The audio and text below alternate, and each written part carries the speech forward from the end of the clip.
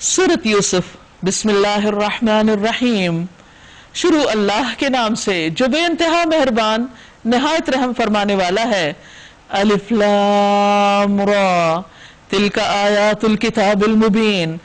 الف لام را یہ اس کتاب کی آیات ہے جو اپنا مدعا صاف صاف بیان کرتی ہے. انا انزلناہ قرآنا عربیا لعلکم تعقلون. ہم نے اسے نازل کیا ہے قرآن بنا کر عربی زبان میں، یعنی ہم نے اس کو عربی زبان میں نازل کیا تاکہ تم اس کو اچھی طرح سمجھ سکو. حقیقت یہ ہے کہ قرآن مجید کے اندر جو حکمتیں ہیں اور جو معانی ہیں اور جو وضاحتیں ہیں ان کو بیان کرنے کے لیے ایسی ہی زبان کی ضرورت تھی کہ جس میں ایک لفظ کے اندر، ایک چھوٹے سے لفظ کے اندر بعض اوقات معانی کا ایک سمندر چھپا ہوا ہوتا ہے. یہ خوبی عربی کے علاوہ دوسری زبانوں میں اس طرح نہیں پائی جاتی، اور اللہ سبحانہ وتعالیٰ کی یہ حکمت ہے کہ اس نے اس کتاب کے لیے عربی زبان کو منتخب کیا. اور ویسے بھی جس قوم کی طرف سب سے پہلے آپ بھیجے گئے تھے وہ عرب تھے، تو پیغمبر کے لیے جو مخاطب قوم ہوتی ہے اس کی زبان سمجھنا اور اس میں بہترین طریقے سے کمیونیکیٹ کرنا ضروری ہوتا ہے. نحن نقص عليك احسن القصص بما اوحينا اليك هذا القرآن. اے محمد صلی اللہ علیہ وسلم، ہم اس قرآن کو آپ کی طرف وحی کر کے بہترین پیرائے میں واقعات اور حقائق آپ سے بیان کرتے ہیں، ورنہ اس سے پہلے تو ان چیزوں سے آپ بے خبر تھے. اذ قال یوسف لأبیہ یا ابت انی رأیت 11 کوکبا والشمس والقمر رأیتہم لی ساجدین. یہ اس وقت کا ذکر ہے جب یوسف علیہ السلام نے اپنے والد سے کہا، ابا جان میں نے خواب دیکھا ہے کہ 11 ستارے ہیں، سورج اور چاند ہیں، وہ سب مجھے سجدہ کر رہے ہیں. جواب میں باپ نے کہا، بیٹا اپنا یہ خواب بھائیوں کا نہ سنانا، ورنہ وہ تمہارے پیچھے پڑ جائیں گے، تمہیں نقصان دیں گے، تمہارے خلاف چالیں چلیں گے، کیونکہ شیطان انسان کا کھلا دشمن ہے. یوسف علیہ السلام کی کہانی ایک خواب سے شروع ہوتی. عام طور پر بہت سے لوگ خوابوں کو کچھ خاص اہمیت نہیں دیتے، لیکن ہمارے دین نے اس کے بارے میں بہترین رہنمائی کی ہے. ہمیں بتایا گیا ہے کہ خواب 3 طرح کے ہوتے ہیں. ایک تو انسان کے اپنے دل کی باتیں، دوسرے شیطان کا ڈراوا، وہ انسان کو غمگین رکھنا چاہتا ہے، تیسرے اللہ تعالیٰ کی طرف سے خوشخبری، بشارت. یہاں پر یہ خواب یوسف علیہ السلام کے لیے ایک بہت زبردست خوشخبری تھی کہ ان کو ایک روشن مستقبل دکھایا گیا کہ بلندی کی چیزیں تمہارے آگے جھکی ہوئی ہیں. انہوں نے یہ خواب اپنے والد کو سنایا، اور یہی صحیح طریقہ ہے کہ انسان جب کوئی اچھا خواب دیکھے جس میں کوئی خوشخبری کی بات ہو تو ہر ایک سے بیان نہ کرے، کیونکہ انسان کے بہت سے حاسد بھی ہوتے ہیں، تو پھر وہ انسان کے لیے اچھا نہیں چاہتے. اور خواب کی تعبیر جو ہوتی ہے معلق رہتی ہے جب تک کہ انسان اس کو بیان نہ کر دے. جب وہ منہ سے بول کر کسی کو سنا دیتا ہے تو وہ واقع ہو جاتی ہے، اور خاص طور پر جیسی وہ تعبیر کرتا ہے. یہ اللہ تعالیٰ کا ہی بنایا سلسلہ، ہمیں تو دین نے جو تعلیم دی اس کے مطابق ہمیں اپنے طرز عمل کی اصلاح کرنا ہے. تو ان کے والد چونکہ ایک پیغمبر تھے، یوسف علیہ السلام، ان کے والد، ان کے والد کے والد، ان کے والد کے والد کے والد یعنی ابراہیم علیہ السلام، کئی پشتوں سے ان کے خاندان کے اوپر اللہ سبحانہ وتعالیٰ کی رحمتیں اور برکتیں تھیں. اور یوسف علیہ السلام کو ایک بہت بڑا اعزاز تھا یہ کہ وہ اتنی معزز فیملی سے تعلق رکھتے تھے. والد چونکہ نبی تھے، وہ فوراً پہچان گئے کہ یہ خواب تو بہت میننگ فل ہے، اور وہ یہ بھی جانتے تھے کہ ان کے جو بیٹے ہیں وہ یوسف سے علیہ السلام جالس ہیں، کیونکہ یوسف علیہ السلام کی شخصیت بہت ہی پرکشش تھی، بہت فرما بردار بھی تھے، اخلاق بھی اچھا تھا. اور نبی صلی اللہ علیہ وسلم نے جب معراج کے موقع پر یوسف علیہ السلام کو دیکھا تو فرمایا ان کو حسن کا ایک بہت بڑا حصہ دیا گیا. تو فزیکلی بھی بہت خوبصورت، ہینڈسم، سمارٹ، اور عقل کے اعتبار سے بھی، اور اخلاق اور آداب اور مینرز کے اعتبار سے بھی بہت ہی زبردست شخصیت تھے. اس وجہ سے اپنے باپ کی آنکھوں کا تارا تھے.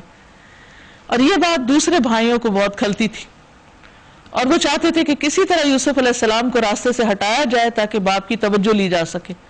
حالانکہ وہ بہت بڑی بھول کا شکار تھے کہ کسی کی توجہ لینے کے لیے دوسرے کو ہٹانے کی ضرورت نہیں، خود اچھا کام کرنے کی ضرورت ہے. جیسے قابیل سے حابیل نے کہا تھا کہ تم کیوں پریشان ہو رہے ہو اور کیوں ناراض ہو کہ تمہاری قربانی اللہ نے قبول نہیں کی. اللہ تعالیٰ تو تقوی والوں کی قربانی قبول کرتا ہے. لیکن وہاں بھی قابیل کو حابیل سے حسد ہو گیا اس نعمت پر کہ اللہ تعالیٰ نے اس کے ساتھ یعنی کہ اس کے ساتھ بہتر معاملہ کیا. پھر اسی طرح ابلیس کو حسد ہو گیا تھا آدم علیہ السلام سے کہ ان کو کیوں سجدہ کروایا جا رہا ہے. تو حدیث میں آتا ہے کہ کل ذی نعمت محسود، ہر صاحب نعمت سے حسد کیا جاتا ہے. تو حسد ایک ایسی بیماری ہے، ایک ایسی تکلیف دہ چیز ہے کہ جس کی بنا پر ایک انسان دوسرے انسان کا دشمن ہو جاتا ہے، اور بعض اوقات یہ بالکل قریبی خون کے رشتوں میں بھی پائی جاتی ہے. تو والد نے ایک بہت ہی خیر خواہی بھری نصیحت کی اور کہا کہ تم یہ اپنا خواب کسی کو مت سنانا، اس میں بھی ہمارے لیے ایک رہنمائی ہے. اور کہا کہ ایسا ہی ہوگا جیسا تم نے خواب میں دیکھا، یہ ہونے والا ہے. تیرا رب تجھے اپنے کام کے لیے منتخب کرے گا، یعنی نبوت عطا کرے گا، اور تجھے باتوں کی تہ تک پہنچنا سکھائے گا. یہ تھی وہ تعبیر جو باپ کر رہے تھے یعقوب علیہ السلام. اور تیرے اوپر اور آل یعقوب پر اپنی نعمت اسی طرح پوری کرے گا جس طرح اس سے پہلے وہ تیرے بزرگوں ابراہیم اور اسحاق علیہ السلام پر کر چکا ہے. جیسے ان کو نبی بنایا اسی طرح تمہیں بھی نبی بنائے گا. یقیناً تیرا رب علیم اور حکیم ہے. تو بات ان کی سمجھ میں آ گئی. لقد كان في يوسف واخوته آیات للسائلین، حقیقت یہ ہے کہ یوسف علیہ السلام اور اس کے بھائیوں کے قصے میں ان پوچھنے والوں کے لیے بڑی نشانیاں ہیں. اصل میں کچھ لوگ نبی صلی اللہ علیہ وسلم کے پاس آئے اور ان کے علم کا امتحان لینے لگے اور آپ کی نبوت کا کہ واقعی آپ سچے نبی ہیں یا نہیں. تو انہوں نے حضرت یوسف کے بارے میں سوال کیا کہ وہ کون تھے اور ان کا کیا قصہ ہے، کیونکہ یہ قصہ عربوں میں معروف نہیں تھا، اور تورات وغیرہ میں اگر موجود تھا تو وہ عام لوگوں کی ریچ میں نہیں تھی. تو انہوں نے کہا کہ اگر تو آپ نے یہ قصہ ہمیں بتا دیا تو ہم جان لیں گے کہ آپ سچے نبی ہیں. بہرحال انہوں نے تو ایک سوال کیا. اللہ سبحانہ وتعالیٰ نے وحی کے ذریعے ایک ہی سٹریچ میں نبی صلی اللہ علیہ وسلم کو یوسف علیہ السلام کی پوری زندگی کے حالات وضاحت کے ساتھ بتا دیے، لیکن ماننے والے پھر بھی نہ مانے. اور نہ صرف یہ کہ قصہ بتایا گیا بلکہ ان کے حالات کو، یعنی جو یوسف علیہ السلام کے اوپر گزرے، ان کو اہل مکہ کے سامنے رکھا گیا کہ تم بھی اپنے نبی کے ساتھ یہی کچھ کر رہے ہو جو برادران یوسف نے اپنے بھائی کے ساتھ کیا تھا. بجائے اس کے کہ تم ان کا ساتھ دیتے، تم ان کی مخالفت پر اتر آئے. کیونکہ ابو جہل نے صاف کہا تھا کہ سارے ہی عہدے قریش کے پاس ہیں، ہمارے لیے کیا بچا. حالانکہ وہ جانتا تھا کہ نبی صلی اللہ علیہ وسلم بالکل سچے ہیں. تو بہرحال اس قصے میں بہت سارے سبق ہیں، نہ صرف یہ کہ اس دور کے لوگوں کے لیے بلکہ آج ہمارے لیے بھی. قصہ یوں شروع ہوتا ہے کہ یوسف علیہ السلام کے بھائیوں نے آپس میں کہا کہ یہ یوسف اور اس کا بھائی یعنی بنیامین، جو دونوں ایک ماں سے تھے اور باقی بھائی دوسری ماں سے تھے، دونوں ہمارے والد کو ہم سے زیادہ محبوب ہیں. حالانکہ ہم ایک پورا جتھا ہیں، یعنی ہم 10 ہیں اور ہمارے مقابلے میں صرف 2 ہیں. تو ان کو اپنے جتھا ہونے پر، ایک گروپ ہونے پر بہت فخر تھا. سچی بات یہ کہ ہمارے ابا جان بالکل ہی بہک گئے. چلو یوسف کو قتل کر دو یا اسے کہیں پھینک دو تاکہ تمہارے والد کی توجہ صرف تمہاری طرف ہو جائے. بہت سے لوگ مسائل کا حل یہی سمجھتے ہیں کہ انسان کو ختم کر دو جس سے حسد ہے، حالانکہ اس کو ختم کر کے اس سے بڑے مسائل سامنے آتے ہیں. جیسے قابیل نے حابیل کو جب قتل کر دیا تو ہمیشہ کے لیے ندامت میں پڑ گیا، ڈپریشن میں چلا گیا اور کہتے کہ اسی حال میں ختم ہو گیا. رسول اللہ صلی اللہ علیہ وسلم نے فرمایا لوگ اس وقت تک خیر پر رہیں گے جب تک وہ آپس میں حسد نہیں کریں گے. کسی کی زندگی ختم کرنے والے اپنی دنیا اور آخرت دونوں کا نقصان کرتے ہیں. اس لیے یہ سلوشن بہت ہی مہنگا سلوشن ہے کہ انسان یہ سوچے کہ جو مجھے اچھا نہیں لگتا اس کو میں مار ڈالوں. یہ کام کرنے کے بعد پھر نیک بن جانا. بہت سے لوگ اپنے لیے یہی تعویل کرتے ہیں اپنے غلط کاموں کی اور جسٹیفائی کرتے ہیں خود کو کہ اچھا ابھی تو کر لو جو دل چاہتا ہے اور بعد میں حج پہ چلے جائیں گے، توبہ کر لیں گے. تو انہوں نے بھی یہی سوچا کیونکہ ان کو پتا تو تھا کہ غلط کام کی سزا ملے گی، لیکن اپنے آپ پر کوئی کنٹرول نہیں تھا ان کو. اس پر ان میں سے ایک بولا، کہتے یہ بڑا بھائی تھا، یوسف کو قتل نہ کرو، اگر کچھ کرنا ہی ہے تو اسے کسی اندھے کنویں میں ڈال دو. دیکھیے اللہ کی قدرت، بعض اوقات بہت سارے لوگ آپ کے مخالف ہو جاتے ہیں، لیکن اللہ تعالیٰ ان مخالفین میں سے ہی آپ کو کوئی نہ کوئی حامی اور مددگار پیدا کر دیتا ہے۔ تو اصل بھروسہ اللہ پر ہونا چاہیے، اور ساری امید اور تمنا اور دعائیں اسی سے کہ کسی بھی مشکل میں وہ ہمارے حالات درست کر دے۔ کہا کہ کوئی آتا جاتا قافلہ اسے نکال لے جائے گا۔ اس قرارداد پر انہوں نے جا کر اپنے باپ سے کہا، ابا جان کیا بات ہے، آپ یوسف کے معاملے میں ہم پہ بھروسہ نہیں کرتے، حالانکہ ہم اس کے سچے خیر خواہ ہیں، کل اسے ہمارے ساتھ بھیج دیجئے، کچھ چر چگ لے گا اور کھیل کود سے بھی دل بہلائے گا، ہم ذرا پکنک پہ جاتے ہیں سارے بھائی مل کے، ہم اس کی حفاظت کو موجود ہیں۔ باپ نے کہا، تمہارا اسے لے جانا مجھے شاک گزرتا ہے، میں ٹرسٹ نہیں کر سکتا تم پر، کیونکہ ان کی چھٹیز بتا رہی تھی کہ وہ کوئی اچھی نیت نہیں رکھتے، اور مجھے اندیشہ ہے کہ اسے کوئی بھیڑیا نہ پھاڑ کھائے جبکہ تم اس سے غافل ہو۔ انہوں نے جواب دیا، اگر ہمارے ہوتے ہوئے بھیڑیا کھا لے جبکہ ہم ایک جتھا ہیں تب تو ہم بڑے ہی نکمے ہوں گے۔ اس طرح اصرار کر کے جب وہ اسے لے گئے اور انہوں نے طے کر لیا کہ اسے ایک اندھے کنویں میں چھوڑ دیں گے، تو ہم نے یوسف علیہ السلام کو وحی کی کہ ایک وقت آئے گا جب تم ان لوگوں کو ان کی یہ حرکت بتاؤ گے۔ اللہ سبحانہ تعالیٰ کی طرف سے ان کو ایک انسپریشن ہوئی، ان کے دل میں خیال آ گیا، اور وہ بالکل پرسکون ہو کر اس اندھے کنویں میں 3 دن تک رہے، ورنہ 1 گھنٹہ بھی کسی ایسی جگہ پر گر کے گزارنا بہت مشکل ہوتا ہے۔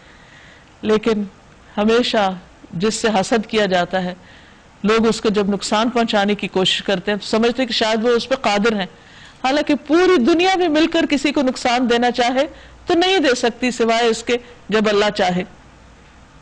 کوئی کسی کو نہ فائدہ دے سکتا اور نہ نقصان، الا باذن اللہ، اور اسی پر انسان کو اپنا یقین پختہ رکھنا چاہیے۔ اب ہوا کیا، یہ اپنے فعل کے نتائج سے بے خبر شام کو روتے پیٹتے اپنے باپ کے پاس آئے، کہا، ابا جان ہم دوڑ کا مقابلہ کرنے میں لگ گئے تھے اور یوسف کو ہم نے اپنے سامان کے پاس چھوڑ دیا تھا کہ اتنے میں بھیڑیا آ کر اسے کھا گیا۔ آپ ہماری بات کا یقین نہ کریں گے چاہے ہم سچے ہی ہوں۔ اور وہ یوسف علیہ السلام کے قمیص پر جھوٹ موٹ کا خون لگا کر لے آئے تھے۔ یہ سن کر ان کے باپ نے کہا، بلکہ تمہارے نفس نے تمہارے لیے ایک بڑے کام کو آسان کر دیا، اچھا صبر کروں گا اور اچھی طرح کروں گا، جو بات تم بنا رہے ہو اس پر اللہ ہی سے مدد مانگی جا سکتی ہے۔ یعقوب علیہ السلام کو یہ بات اچھی طرح سمجھ آ گئی کہ بچے ان سے سچ نہیں بول رہے، دال میں کچھ کالا ہے اور کچھ معاملہ درست نہیں ہے، لیکن اس کے باوجود انہوں نے بہت خوبصورتی کے ساتھ صبر کر لیا اور اپنے بچوں پہ کوئی الزام تراشی نہیں کی، کوئی ان سے ناراضگی کا اظہار نہیں، کوئی نیگیٹو ری ایکشن نہیں، صبر سے کام لیا، کیونکہ وہ بھی بچہ تھا اور یہ بھی اپنی ہی اولاد تھی۔ بعض اوقات انسان کا واسطہ ایسے لوگوں سے پڑ جاتا ہے کہ جن کے ساتھ انسان سوائے صبر کے اور کسی طریقے پر بھی اچھا گزارا نہیں کر سکتا، کیونکہ وہ رشتے ایسے ہوتے ہیں کہ جن کو نہ انسان کاٹ سکتا ہے نہ وہاں سے کہیں بھاگ سکتا ہے، تو اس کے لیے بہتر طریقہ یہی ہے جو یعقوب علیہ السلام نے اختیار کیا۔ اب دوسری طرف یوسف علیہ السلام کا کیا ہوا، ادھر ایک قافلہ آیا اور اس نے اپنے سقے کو یعنی پانی لانے والے کو پانی لانے کے لیے بھیجا۔ اس نے جو کنویں میں ڈول ڈالا تو یوسف کو دیکھ کر پکار اٹھا، مبارک ہو، یہاں تو ایک لڑکا ہے۔ تو یوسف علیہ السلام اس ڈول کی رسی کے ساتھ اس کو پکڑ کے اوپر آ گئے۔ ان لوگوں نے اس کو مال تجارت سمجھ کر چھپا لیا، حالانکہ جو کچھ وہ کر رہے تھے اللہ اس سے باخبر تھا۔ اب یہاں یہ بھی ہو سکتا تھا کہ یوسف علیہ السلام ان کو بتاتے ہیں کہ بھئی دیکھو ہم یہاں قریب کے علاقے میں رہتے ہیں اور میرے والد فلاں اور فلاں ہیں اور مجھے اپنے گھر جانے دو۔ کچھ نہیں کہا، کیونکہ انہوں نے نکالتے ہی اس کو غلام بنا لیا، قید کر لیا۔ یہاں وہ کوئی واویلا نہیں کرتے، کوئی چیختے چلاتے نہیں، کوئی اپنے خاندان کی بڑائی نہیں بیان کرتے، اب صبر کے ساتھ ایکسپٹ کر لیتے ہیں کہ اب ہو کچھ نہیں سکتا، اب یہی ایک راستہ ہے، اور ان کے ساتھ چل دیتے ہیں۔ آخر کار انہوں نے اس کو تھوڑی سی قیمت پر چند درہموں کے عوض بیچ ڈالا، اور وہ اس کی قیمت کے معاملے میں کچھ زیادہ کے امیدوار نہ تھے، کیونکہ چوری کا مال ایسے ہی بیچا جاتا ہے اونے پونے داموں۔ مصر کے جس شخص نے اسے خریدا اس نے اپنی بیوی سے کہا، اس کو اچھی طرح رکھنا، بعید نہیں کہ یہ ہمارے لیے مفید ثابت ہو یا ہم اسے بیٹا بنا لیں۔ کہا جاتا ہے کہ یوسف علیہ السلام کی عمر اس وقت 18 سال تھی اور بہت ہی ہونہار اور بہت زبردست پرسنالٹی کے مالک بھی تھے، اور ان کے حالات بتا رہے تھے کہ وہ کسی شریف خاندان سے ہیں۔ تو جب خریدنے والا ان کو خرید رہا تھا تو اس نے کہا کہ یہ غلام تو معلوم نہیں ہوتا، کہاں سے چرا کے لائے؟ تو اس پر انہوں نے سمجھ لیا کہ یہ معاملہ کچھ اور ہے، تو گھر آ کر اپنی بیوی سے، جس کا تاریخی روایات میں نام زلیخا آتا ہے، اپنی بیوی سے کہا کہ تم اس کو بہت اچھی طرح رکھنا، کیونکہ ان کی اپنی کوئی اولاد نہیں تھی، تو بولے کہ ہم اس کو ہی اپنا بیٹا بنا لیتے ہیں، اور بہت اچھی طرح عزت کا ٹھکانہ ان کو مل گیا یوں۔ اور یہ شخص جو خریدنے والے تھے یہ خود مصری حکومت میں فائنانس منسٹر تھے۔ تو اللہ سبحانہ وتعالیٰ کا ایک طریقہ ہے کہ وہ اپنے بندوں کو جو سکھانا چاہتا ہے اس کے لیے ان کو اپنی خاص تدبیروں کے ساتھ وہاں پہنچا دیتا ہے جہاں دوسرا کوئی طریقہ ممکن نہیں ہو سکتا۔ اب اگر یوسف علیہ السلام اپنے والد کے پاس ہی رہتے تو محبت تو ضرور ملتی، لیکن جو کچھ انہوں نے اس غریب الوطنی میں سیکھا اور جس چیز کو انہوں نے جانا وہ فلسطین کے اس گاؤں میں ممکن نہ تھا۔ ہماری زندگی میں بہت دفعہ ایسے حالات آتے ہیں جس میں ہم سمجھتے ہیں کہ ہم پہ ظلم ہو رہا ہے، ہمارے ساتھ زیادتی ہو گئی ہے، یہ چیز ہمارے حق میں ٹھیک نہیں ہوئی، لیکن لیٹر آن جا کر پتہ چلتا ہے کہ نہیں، وہی بہتر تھا، اس مشکل سے اللہ تعالیٰ کچھ سکھانا چاہتا تھا۔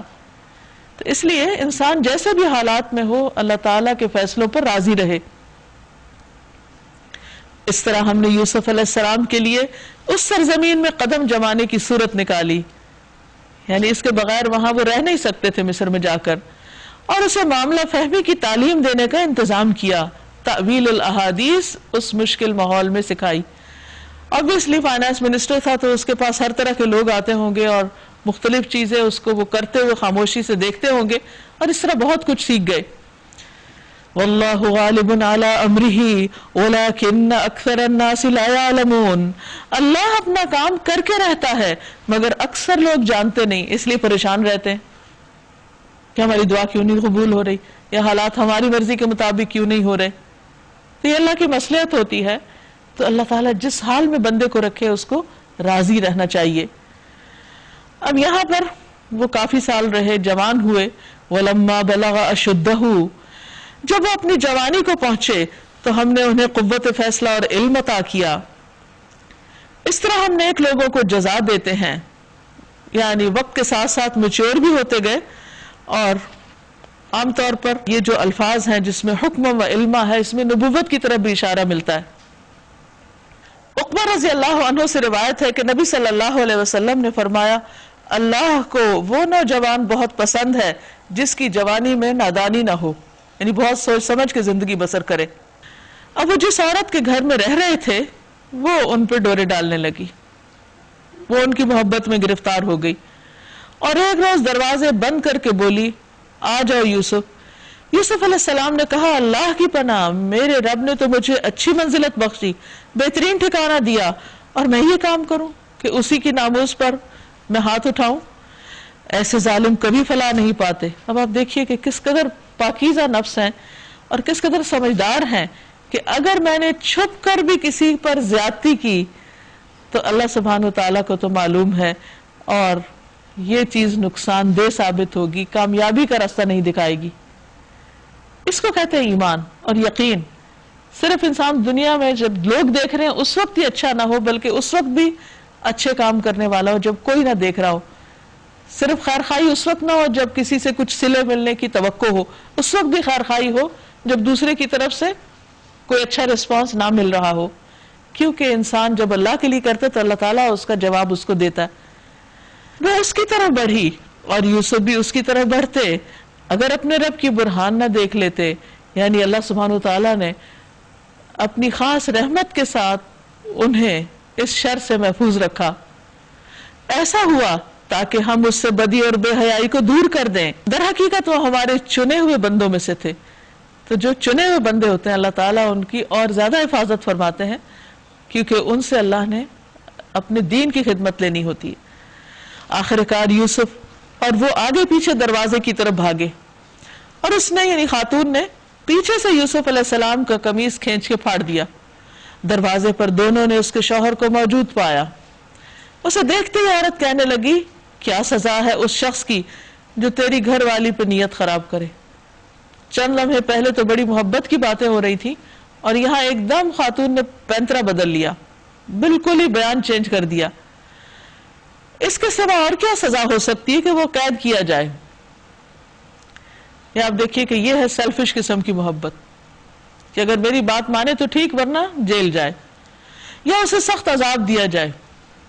यूसुफ अलैहिस्सलाम ने कहा, यही मुझे फांसने की कोशिश कर रही थी, यानी अपने से इल्जाम दूर किया। इस औरत के अपने कुंबे वालों में से एक शख्स ने करीने की शहादत पेश की, क्योंकि कोई गवाह तो था नहीं, अब फैसला किसके हक में हो। तो एक उसी घर में रहने वाला एक शख्स जो सारे हालात को पहले भी देख रहा होगा, उसने अपने तौर पर यूसुफ अलैहिस्सलाम के हक में कुछ यूं गवाही दी कि अगर यूसुफ का कमीज आगे से फटा हुआ है तो औरत सच्ची, इसका मतलब है कि यूसुफ ने ज्यादती की अलैहिस्सलाम, और ये झूठा। और अगर इसका कमीज पीछे से फटा है तो औरत झूठी है और ये सच्चा। इसका मतलब है कि वो तो भागने की कोशिश कर रहा था और औरत ने पीछे से पकड़ के कमीज फाड़ डाला। तो ये एक तरह से सर्कमस्टेंशियल एविडेंस थी। जब शौहर ने देखा कि यूसुफ अलैहिस्सलाम का कमीज पीछे से फटा है तो उसको समझ आ गई कि उसकी बीवी का ही कसूर है। उसने कहा, ये तुम औरतों की चालाकियां हैं, वाकई बड़े गजब की होती हैं तुम्हारी चालें। ये उसके शौहर का कौल है। यूसुफ अलैहिस्सलाम को कहा, यूसुफ इस मामले से दरगुजर करो, अब इसको जाने दो, और ऐ औरत तू अपने कसूर की माफी मांग, तू ही दरअसल खताकार थी। यानी यूसुफ अलैहिस्सलाम की बरात हो गई, उन पर इल्जाम नहीं आया। अब हुआ यह कि ये बात, ये किस्सा सारे शहर में मशहूर हो गया और हर कोई जुलेखा को बुरा भला कहने लगा। शहर की औरतें आपस में चर्चा करने लगी कि अजीज की बीवी अपने नौजवान गुलाम के पीछे पड़ी हुई है, यानी स्कैंडल मशहूर हो गया। मोहब्बत ने उसको बेकाबू कर रखा है। हमारे नजदीक तो वो सरी गलती कर रही है। उसने जो उनकी ये मक्काराना बातें सुनी तो उनको बुलावा भेज दिया और उनके लिए तकियादार मजलिस आरास्ता की और जियाफत में हर एक के आगे एक एक छुरी भी रख दी। फिर ऐन उस वक्त जबकि वो फल काट काट के खा रही थी, उसने यूसुफ अलैहिस्सलाम को इशारा किया कि इनके सामने निकल आओ।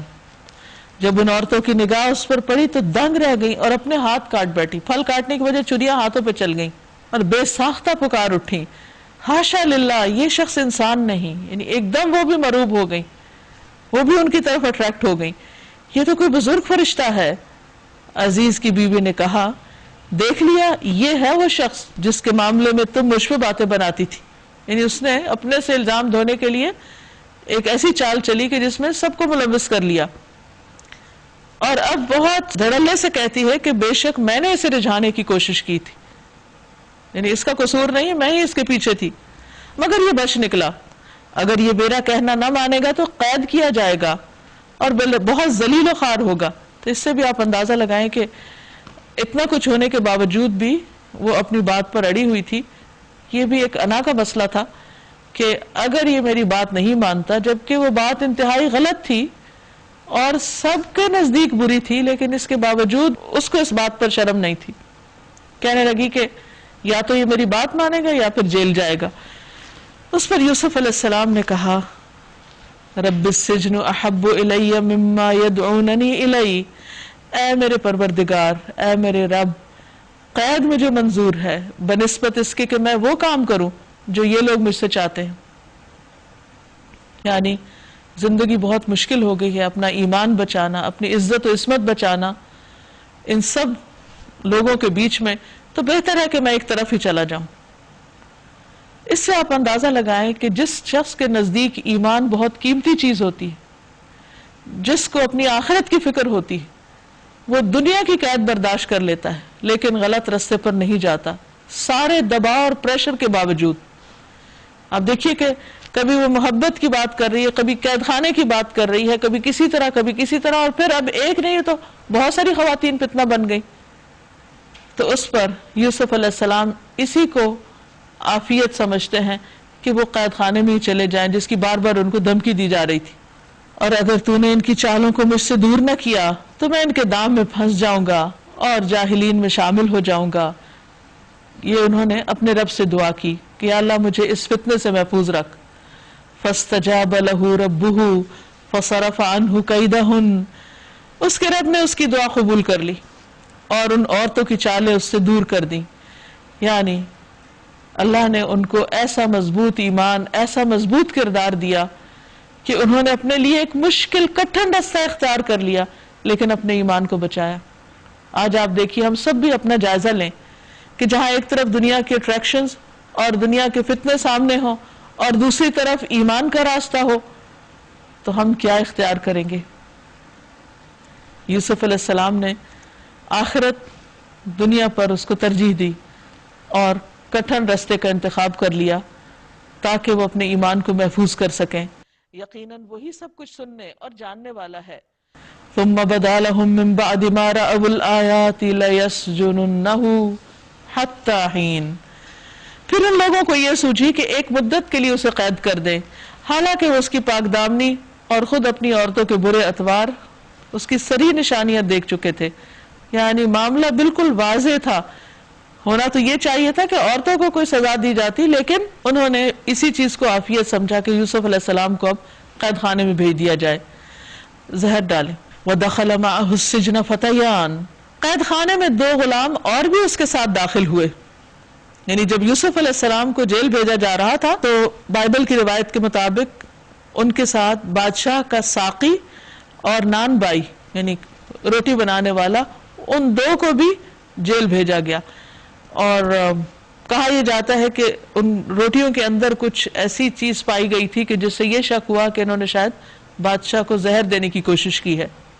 بہرحال اب وہ ساتھ تھے ان کے جیل میں، وہ ان کا اخلاق، ان کا کردار، ان کا رویہ، ان کا طور طریقہ، ان کا رہن سہن دن رات دیکھ رہے تھے۔ قال احدہما، تو وہ ان پر ٹرسٹ کرتے ہوئے ان کے پاس آئے۔ ان میں سے ایک نے کہا انی ارانی عاصر خمرا، میں نے خواب میں دیکھا کہ میں شراب کشید کر رہا ہوں۔ دوسرے نے کہا میں نے دیکھا کہ میرے سر پر روٹیاں ہیں۔ یہاں بھی اب ایک خواب سنایا جا رہا ہے اور پرندے ان کو کھا رہے ہیں۔ دونوں نے کہا ہمیں اس خواب کی تعبیر بتائیے، ہم دیکھتے ہیں کہ آپ ایک نیک آدمی ہیں۔ انا نراک من المحسنین، دیکھیے کہ اچھا اخلاق، اچھا کردار، اس کی شہرت یا مشہوری کرنے کی ضرورت نہیں ہوتی، وہ خود آپ سے آپ نظر آ رہا ہوتا ہے۔ اور انبیاء علیہ السلام ہمیشہ اچھے اخلاق اور کردار کے لوگ ہوتے ہیں، اور یہ عمل سے تبلیغ ہے، ان کے کردار سے دین کی دعوت جا رہی کہ وہ کسی اور کے پاس بھی جا سکتے تھے، لیکن انہوں نے کہا کہ نہیں، آپ ہمیں محسن نظر آتے ہیں۔ تو محسن وہ ہوتا ہے جو دوسروں کے ساتھ احسان کا رویہ اختیار کرتا ہے۔ اب مثلاً اکٹھے رہ رہے ہیں، بعض اوقات کسی کو آپ کی ہیلپ نہیں چاہیے تھی، لیکن جب آپ اس کو دیکھیں تو اسمائل کریں، جب آپ اس سے کوئی بات کریں، معاملہ کریں تو نرمی کے ساتھ کریں، دوسروں کی کیئر کریں۔ تو یہ کیئر جو ہوتی ہے یہ انسان کے رویے سے، انسان کی اسمائل سے، انسان کی نگاہوں سے، انسان کے پورے وجود سے چھلک رہی ہوتی۔ اس کے لیے کسی کو زبان سے بتانے کی ضرورت نہیں ہوتی کہ میں تمہارا بہت خیال رکھتا ہوں اور تم بہت معزز ہو، بلکہ اگر زبان کچھ کہہ رہی ہے اور عمل اس کے مخالف ہو تو وہ اور الٹا پڑتا ہے۔ جعفر بن ابی طالب نے نجاشی سے کہا اے بادشاہ، ہم جاہل لوگ تھے، ہم بتوں کی عبادت کرتے، مردار کھاتے، بے حیائی کے کام کرتے، رشتہ داریاں توڑتے، پڑوسیوں کے ساتھ بدسلوکی کرتے، ہمارا طاقتور ہمارے کمزور کو کھا جاتا تھا، ہم اسی طرز زندگی پر چلتے رہے حتیٰ کہ اللہ نے ہماری طرف ہم ہی میں سے ایک پیغمبر کو بھیجا جس کے حسب نسب، صدق و امانت اور عفت و عصمت کو ہم جانتے ہیں، یعنی اس کو اچھی طرح پہچانتے ہیں کہ وہ کون ہے۔ قال لا يأتيكما طعام ترزقانه إلا نبأتكما بتأويله قبل أن يأتيكما، یہاں جو کھانا تمہیں ملا کرتا ہے اس کے آنے سے پہلے میں تمہیں ان خوابوں کی تعبیر بتا دوں گا۔ یہ علم ان علوم میں سے ہے جو میرے رب نے مجھے عطا کیے ہیں، یعنی میرا ذاتی کمال نہیں، وہ خود کریڈٹ نہیں لے رہے کہ یہ میں نے اتنی ریاضتوں سے سیکھا ہے یا اس طریقے سے مجھے معلوم ہوا ہے، کہتے ہیں اللہ نے مجھے دیا ہے۔ تو یوں ساتھیوں کے سامنے اللہ کا تعارف کرا دیا۔ واقعہ یہ ہے کہ میں نے ان لوگوں کا طریقہ چھوڑ کر جو ایمان نہیں لاتے اللہ پر اور نہ آخرت پر، اپنے بزرگوں ابراہیم، اسحاق اور یعقوب علیہ السلام کا طریقہ اختیار کیا ہے۔ اب آپ دیکھیے اس جملے کے اندر اللہ پر ایمان کی بات بھی آ گئی اور آخرت کی بھی، جو کہ دین کی پہلی اور بنیادی تعلیم ہے۔ اور پھر ساتھ ہی انہوں نے اپنے آباء و اجداد کا اس لیے ذکر کیا کہ بتائیں کہ وہ سب بھی پیغمبر تھے۔ کہا کہ میں اس قوم کے طریقے پر نہیں، ان کے طریقے پر ہوں۔ آباء و اجداد کی پیروی اس صورت میں بہت اچھی ہے اگر وہ نیک لوگ ہوں، لیکن اگر وہ غلط ہو تو پھر ان کی پیروی نہیں کی جا سکتی۔ جیسے ابراہیم علیہ السلام نے اپنے لوگوں کی اور اپنے والد کی پیروی نہیں کی، ان کا رستہ اختیار نہیں کیا، خواہ ان کو کتنی بھی دھمکیاں ملی اور مشکلات کا سامنا کرنا پڑا۔ پھر صرف اپنی بات نہیں کرتے، آپ دیکھیں میں نہیں کرتے، کہتے ہیں ما کان لنا ان نشرک باللہ من شیء، ہمارا کام یہ نہیں کہ اللہ کے ساتھ کسی کو شریک ٹھہرائیں۔ ذالک من فضل اللہ علینا، یہ ہم سب پر اللہ کا فضل ہے۔ پھر اللہ کی بات کرتے ہیں، پھر اللہ کے فضل کی بات کرتے ہیں، اس کی رحمتوں کی بات کرتے ہیں، کوئی ذاتی کریڈٹ نہیں لیتے۔ وعلی الناس، اور سب لوگوں پر اللہ کا فضل ہے، صرف ہم پر نہیں۔ ولکن اکثر الناس لا یشکرون، لیکن لوگوں کی اکثریت شکر گزار نہیں ہوتی، وہ اس نعمت کو، نعمت ہدایت کو پہچانتی نہیں، اس کو قبول نہیں کرتی اور اللہ کی شکر گزار نہیں ہوتی۔ پھر ان سے مخاطب ہو کے کہتے ہیں یا صاحبی السجن، اے میرے دو ساتھیوں، قید خانے کے ساتھیوں، زنداں کے ساتھیوں، ان کو ساتھی کہہ کے پکارے، مائی فرینڈز، مائی کمپینینز، یعنی میں بھی جیل میں ہوں، قید خانے میں ہوں، اور تم بھی، کامن گراؤنڈ کی بات کر رہے ہیں، یعنی یہ چیز ہم سب میں ایک جیسی ہے۔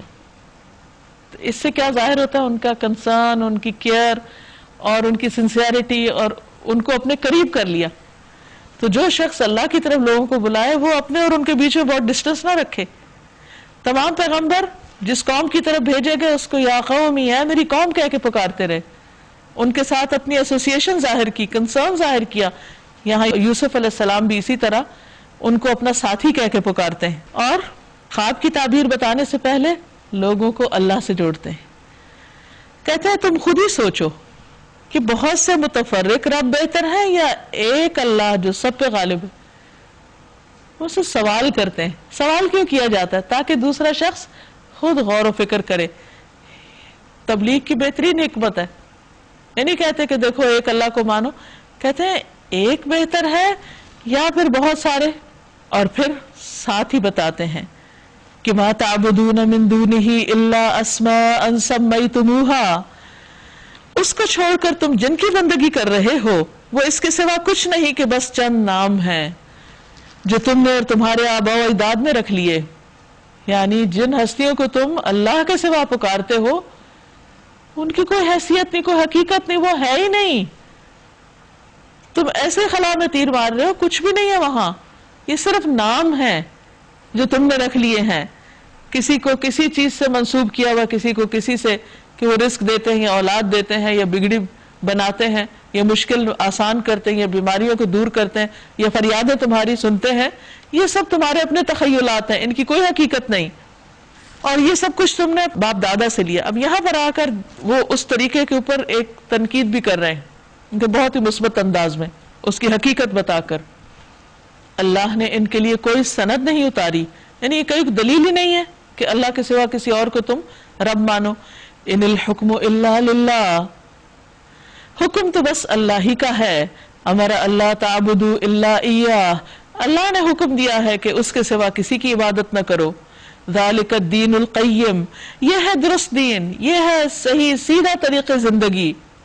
ولکن اکثر الناس لا یعلمون، لیکن اکثریت لوگ جانتے ہی نہیں کہ صحیح طریقہ زندگی کیا ہے۔ یہاں پر آپ دیکھیے کہ اپنی بات بھی کرتے ہیں، آباء و اجداد کی بھی کرتے ہیں، سامنے والوں کی بھی کرتے ہیں، لوگوں کی میجورٹی کی بھی کرتے ہیں۔ تو اتنا بیلنسڈ وے آف پریچنگ ہے یا ٹیچنگ ہے کہ جس میں دوسرے شخص کے اوپر کوئی بوجھ نہیں پڑ رہا۔ یا صاحبی السجن، اے میرے زندہ کے ساتھیوں، تمہارے خواب کی تعبیر یہ ہے کہ تم میں سے ایک اپنے رب یعنی شاہ مصر کو شراب پلائے گا، یعنی واپس اپنے عہدے پہ بحال ہو جائے گا۔ رہا دوسرا تو اسے سولی چڑھا دیا جائے گا اور پرندے اس کا سر نوچ نوچ کے کھائیں گے. فیصلہ ہو گیا اس بات کا جو تم پوچھ رہے تھے. پھر ان میں سے جس کے متعلق خیال تھا کہ وہ رہا ہو جائے گا، اس سے یوسف علیہ السلام نے کہا اپنے رب سے میرا ذکر کرنا، یعنی جا کر میری سفارش کرنا کہ مجھے بے وجہ جیل میں ڈالا گیا ہے. مگر شیطان نے اسے ایسا غفلت میں ڈالا کہ وہ اپنے رب سے اس کا ذکر کرنا بھول گیا، یعنی شاہ مصر سے واپس جا کر بیان کرنا بھول گیا. حالانکہ وہ اس کو ساقی تھا، شراب پلانے والا تھا، اس کا قریب تھا، لیکن اس کو یاد ہی نہیں رہا. اور یوں یوسف علیہ السلام کئی سال قید خانے میں پڑے رہے. وہ کس نے بلوایا؟ کیونکہ اللہ سبحانہ و تعالیٰ کے کاموں کا ایک وقت مقرر ہوتا ہے اور وہ اسی وقت ہوتے ہیں. کیونکہ اللہ تعالیٰ کو مقصود تھا کہ ابھی یہ کچھ سال یہیں پر رہے، کیونکہ اگر وہ جا کے ذکر کرتا اور وہ جیل خانے سے باہر بھی آ جاتے تو پھر اسی مشکل میں پڑ جاتے. تو اتنا عرصہ یوسف علیہ السلام کو اللہ تعالیٰ نے سیکلوژن میں رکھ کر بہت کچھ سکھایا، کیونکہ اللہ تعالیٰ نے آئندہ ان سے بہت بڑا کام لینا تھا. کہتے کہ 17-18 سال کے تھے جب وہ کنویں میں پھینکے گئے. کچھ سال تک وہ عزیز مصر کے گھر رہے، اس کے بعد جیل خانے میں آ گئے اور تقریباً 9 سال تک جیل میں رہے. اور 30 سال سے کچھ اوپر کے تھے کہ جب ان کو وہاں سے رہائی ملی، اور اس کے بعد تقریباً 80 سال تک انہوں نے مصر پر بلا شرکت غیر حکومت کی. اب آپ دیکھیے کہ ان کی آزمائشیں کب تک تھی، تقریباً 30 سال تک، اور اس میں بھی اگر 18 سال پہلے نکال دیے جائیں تو کوئی بہت لمبا عرصہ نہیں بنتا بنسبت اس کے کہ جو اس سارے امتحان کے بعد میں ان کو اتنے زبردست اختیار کی شکل میں ملا. اور پھر 7-8 سال کے بعد جب وہ وہاں مصر کے بادشاہ بنا دیے گئے تو 7-8 سال کے بعد ان کے بھائی وہاں پر آئے، اور پھر یوں سارے بنی اسرائیل مصر کی طرف ہجرت کر کے آ گئے. تو یہ اللہ تعالیٰ کا ایک طریقہ ہے اور اللہ تعالیٰ کے کاموں کا ایک وقت مقرر ہے، اور وہ اس نے اپنی حکمت کے ساتھ مقرر کر رکھا ہے کہ بندوں کو کس وقت کیا کرنا چاہیے. اب ہوا یہ کہ وہ وقت آ گیا کہ ان کو جیل سے نکالا جائے. وقال الملک انی ارا 7 بقرات سمان یاکلہن 7 عجاف. ایک روز بادشاہ نے کہا میں نے خواب میں دیکھا ہے کہ 7 موٹی گائیں ہیں جن کو 7 دبلی گائیں کھا رہی ہیں، اور اناج کی 7 بالیں ہری ہیں اور دوسری 7 سوکھی ہیں. اے اہل دربار، مجھے اس خواب کی تعبیر بتاؤ اگر تم خوابوں کا مطلب سمجھتے ہو. لوگوں نے کہا یہ تو پریشان خوابوں کی باتیں ہیں اور ہم اس طرح کے خوابوں کا مطلب نہیں سمجھتے، ہمیں نہیں معلوم. لیکن اصل میں تو یہ ایک تدبیر تھی اللہ تعالیٰ کی کہ بادشاہ کو جو مشرک تھا اور عام دنیا دار انسان تھا اس کو ایک سچا خواب دکھا دیا، اور اس کی تعبیر یوسف علیہ السلام کے علاوہ کسی کو معلوم نہیں تھی. اور یوں یوسف علیہ السلام کے جیل سے نکلنے کا ایک بہانہ بن گیا. ان 2 قیدیوں میں سے جو بچ گیا تھا اسے ایک مدت دراز کے بعد بات یاد آئی. اس نے کہا میں آپ حضرات کو اس کی تعویل بتاتا ہوں، ذرا مجھے قید خانے میں یوسف کے پاس بھیج دو. یعنی اتنے سالوں کے بعد بھولی ہوئی بات یاد آ گئی. اوہ میں نے تو یعنی کہ وہ کیا ہوا، تو یوسف ہی خواب کی تعبیر بتا سکتے ہیں. اس نے جا کر کہا یوسف اے سراپا راستی، ایھا الصدیق، اے سچے دوست، مجھے اس خواب کا مطلب بتاؤ کہ 7 موٹی گائیں ہیں جن کو 7 دبلی گائیں کھا رہی ہیں، اور 7 بالیں ہری ہیں اور 7 سوکھی ہیں. شاید کہ میں ان لوگوں کے پاس واپس جاؤں اور شاید کہ وہ جان لیں. یوسف علیہ السلام نے کہا 7 برس تک لگاتار تم لوگ کھیتی باڑی کرو گے. اس دوران میں جو فصلیں تم کاٹو گے ان میں سے بس تھوڑا سا حصہ جو تمہاری خوراک کے کام آئے نکالو، اور باقی اس کو بالیوں میں ہی رہنے دو. پھر 7 برس بہت سخت آئیں گے، اس زمانے میں وہ سب غلہ کھا لیا جائے گا جو تم اس وقت کے لیے جمع کرو گے. اگر کچھ بچے گا تو بس وہی جو تم نے محفوظ کر رکھا ہوگا. ثم یأتی من بعد ذلك عام فیہ یغاث الناس وفیہ یعصرون. پھر اس کے بعد 1 سال ایسا آئے گا جس میں باران رحمت سے لوگوں کی فریاد رسی کی جائے گی، نہیں خوب بارشیں برسیں گی، اور اس میں وہ رس نہ چھوڑیں گے. بادشاہ کو تعبیر بتا دی گئی جا کر. جب بادشاہ نے تعبیر سنی تو انہیں یوں لگا کہ اٹ میکس سینس. کہا جاؤ اس کو بلا کے لاؤ. وقال الملک ائتونی بہ، بادشاہ بولا اس کو میرے پاس لے آؤ. اب پیغامبر، ایلچی، قاصد یوسف علیہ السلام کے پاس آیا. فلما جاءہ الرسول، جب پیغام لانے والا شاہی فرستادہ یوسف علیہ السلام کے پاس پہنچا، قال ارجع الی ربک، تو یوسف علیہ السلام نے کہا اپنے آقا کے پاس واپس جاؤ. فاسألہ ما بال النسوۃ اللاتی قطعن ایدیہن، دیکھو ان عورتوں کا کیا حال ہے جنہوں نے اپنے ہاتھ کاٹ لیے تھے، اب ان کا کیا معاملہ ہے؟ کیا ابھی تک اپنے اسی موقف پہ ہیں یا کچھ اور بات ہے؟ میرا رب تو ان کی مکاری سے خوب واقف ہے. اس پر بادشاہ نے ان عورتوں سے دریافت کیا تمہارا کیا تجربہ ہے اس وقت کا جب تم نے یوسف کو رجھانے کی کوشش کی تھی؟ قلنا حاشا للہ، سب نے یک زبان ہو کر کہا حاشا للہ، اللہ کی قسم ہم نے تو اس میں بدی کا شائبہ تک نہیں پایا. عزیز کی بیوی بول اٹھی اب حق کھل چکا ہے، وہ میں ہی تھی جس نے اسے پھسلانے کی کوشش کی تھی، بے شک وہ بالکل سچا ہے. تو اس سے اندازہ لگائیے کہ کس طرح یوسف علیہ السلام اتنا عرصہ جیل میں گزارنے کے باوجود صبر سے اپنے معاملے کو درست کرتے، جلدی نہیں کرتے. نبی صلی اللہ علیہ وسلم فرمایا کہ اگر میں ہوتا تو فوراً ہی دروازے کی طرف لپکتا، لیکن یوسف علیہ السلام اتنا صبر کرنے والے تھے کہ انہوں نے کہا کہ میں پھر باہر آؤں گا تو کہیں وہی مشکل پھر شروع نہ ہو جائے، پہلے تو ان عورتوں کی رائے لے لی جائے کہ کیا وہ اپنے پرانے موقف پر ہیں یا اپنا نظریہ میرے بارے میں چینج کر چکی ہیں، کیا وہ سچی گواہی دیتی ہیں. ذالک لیعلم انی لم اخنہ بالغیب، یوسف علیہ السلام نے کہا اس سے میری غرض یہ تھی کہ عزیز جان لے کہ میں نے در پردہ اس کی خیانت نہیں کی، کیونکہ پیغمبر کبھی خیانت نہیں کرتے. نبی صلی اللہ علیہ وسلم کی جان کے دشمن بھی آپ کی امانت کے گواہ تھے کہ آپ صادق اور امین ہیں. یہاں یوسف علیہ السلام بھی اپنے بارے میں بتاتے ہیں کہ میں نے خیانت نہیں کی، کیونکہ انہیں لوگوں کو دین کی بات بتانی ہوتی، اور اگر وہ امانتی نہ ہو تو اللہ کے پیغام کو کیسے پورا ٹھیک پہنچائیں گے. وَأَنَّ اللَّهَ لَا يَهْدِي كَيْدَ الْخَائِنِينَ، اور یہ کہ جو خیانت کرتے ہیں ان کی چالوں کو اللہ کامیابی کی راہ پر نہیں لگاتا. یہ بہت ہی زبردست بات ہے کہ خیانت کرنے والے کبھی کامیاب نہیں ہوتے، وہ صحیح راستے پر نہیں جا سکتے، چاہے مال میں ہو خیانت یا کسی بات میں ہو یا کسی ذمہ داری میں ہو.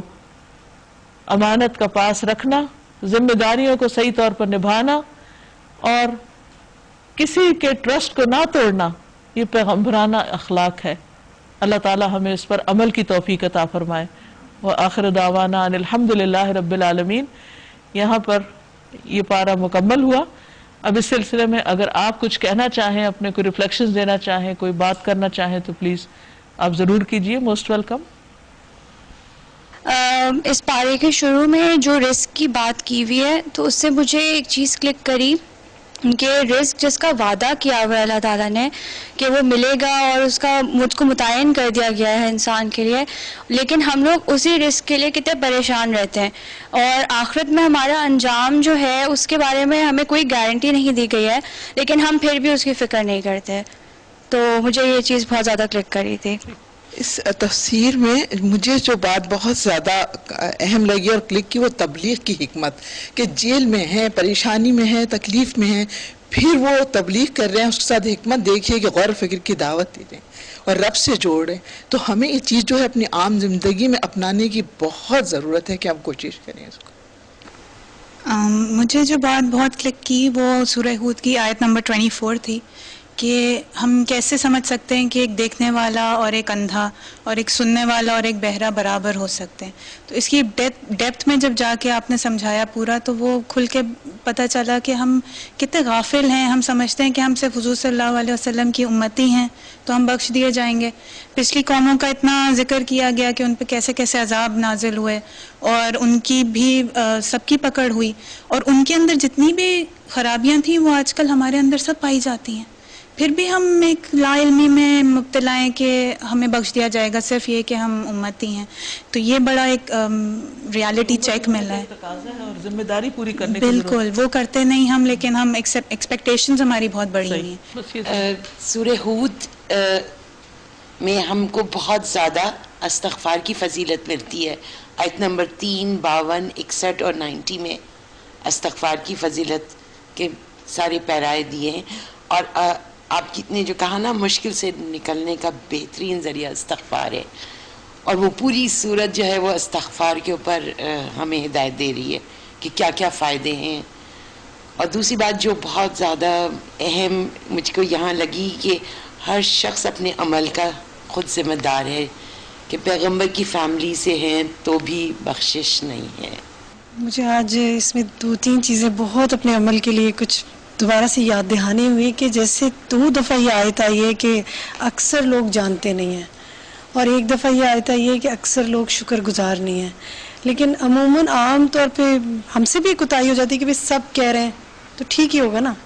جبکہ سورہ ہود کی آخری آیت میں آپ دیکھیں کہ اس میں اللہ تعالیٰ فرما رہے ہیں کہ تمہارے ہر عمل کو میں جانتا ہوں. تو جو الٹیمیٹ نالج رکھتا ہے اس پر بلیو کرنا ہے، یا جن کی لمیٹڈ نالج ہے ان کے پیچھے لگنا ہے. یہ بہت اہم لگا مجھے اپنے عمل کے. میں یہ کہہ رہی تھی کہ انسان جب یہ چاہتا ہے کہ اس کا نامہ اعمال اس کو خوش کر دے، اور تو اس کو چاہیے کہ کثرت سے استغفار کرے. تو جیسے ہم لوگ نفل پڑھ کے توبہ استغفار کر لی، یا کوئی گناہ کیا اس کا ایک دم سے یاد آ گیا تو استغفار کر لی. تو کیا یہ جو ہم چلتے پھرتے اور اٹھتے بیٹھتے استغفر اللہ یا تسبیح ہاتھ میں لے کے کوئی کام کر رہے ہیں تو بے دہانی میں پڑھتے جا رہے ہیں، تو کیا یہ بھی صحیح ہے، یا بے دہانی میں کوئی اس کا وہ نہیں ہے کہ نہیں پڑھنا چاہیے ایسے؟ ناظرین، اس کے ساتھ ہی ہمارے آج کے پروگرام کا وقت ختم ہوتا ہے. آپ سے اجازت چاہتے ہیں. اللہ تعالیٰ سے دعا ہے کہ وہ ہم نے جو کچھ پڑھا ہے اس پر ہمیں عمل کی توفیق عطا فرمائے، اور ہمیں بہترین اخلاق اور بہترین اعمال سے نوازے. آپ سب کا بہت شکریہ.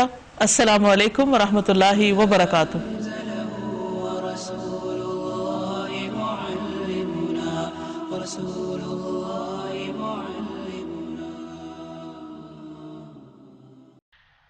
ناظرین، ہم سورۃ یوسف کا مطالعہ کر رہے تھے. ارشاد باری تعالیٰ ہے وَمَا أُبَرِّئُ نَفْسِي إِنَّ النَّفْسَ لَأَمَّارَةٌ بِالسُّوءِ إِلَّا مَا رَحِمَ رَبِّي إِنَّ رَبِّي غَفُورٌ رَحِيمٌ. میں کچھ اپنے نفس کی برات نہیں کر رہا ہوں، نفس تو بدی پر اکساتا ہی ہے، الا یہ کہ کسی پر میرے رب کی رحمت ہو، بے شک میرا رب بہت غفور الرحیم ہے. سورۃ یوسف کا مطالعہ کرتے ہوئے ہم یہاں تک پہنچے تھے کہ یوسف علیہ السلام کو جب جیل خانے سے نکالنے کے لیے ایلچی پہنچا پیغام لے کر، تو انہوں نے فوراً ہی اس آفر کو قبول نہیں کیا، بلکہ انہوں نے یہ مطالبہ کیا کہ جس واقعے کو بہانہ بنا کر مجھے جیل میں ڈالا گیا تھا، پہلے اس واقعے کی تحقیق کی جائے.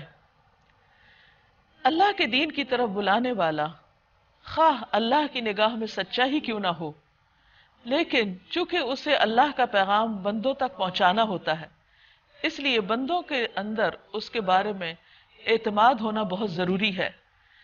اس اعتماد کو بحال کرنے کے لیے اور اس بات کو لوگوں کے سامنے واضح کرنے کے لیے کہ انہوں نے کوئی خیانت نہیں کی تھی اور ان پر جو الزام لگایا گیا وہ سراسر جھوٹا تھا، تو انہوں نے پہلے اس واقعے کی تحقیق کا مطالبہ کیا. اور جب تحقیق ہو گئی اور بات سچی ہو گئی یوسف علیہ السلام کی کہ انہوں نے کوئی خیانت نہیں کی تھی، تو اس پر یہ کہنے کے بعد کہ لوگ جان لیں کہ میں نے خیانت نہیں کی، یہ بظاہر ایک ایسا بول تھا کہ جس میں تھوڑی سی اپنی تعریف نظر آتی ہے، لیکن ساتھ ہی وہ کہتے ہیں کہ یہ تعریف کی بات نہیں، میں اپنے نفس کی برات نہیں کر رہا، میں اپنے نفس کی پاکیزگی کا دم نہیں بھر رہا. نفس تو بدی پر اکساتا ہی ہے. ہاں، اگر اللہ کی رحمت ہو تو انسان ایسی خرابیوں سے محفوظ رہتا ہے، اور اللہ تعالیٰ بہت غفور الرحیم ہے. تو اس کے بعد جب معاملہ بالکل صاف ہو گیا، درست ہو گیا، وَقَالَ الْمَلِكُ ائْتُونِي بِهِ أَسْتَخْلِصْهُ لِنَفْسِي، بادشاہ نے کہا انہیں میرے پاس لاؤ تاکہ میں ان کو اپنے لیے مخصوص کر لوں.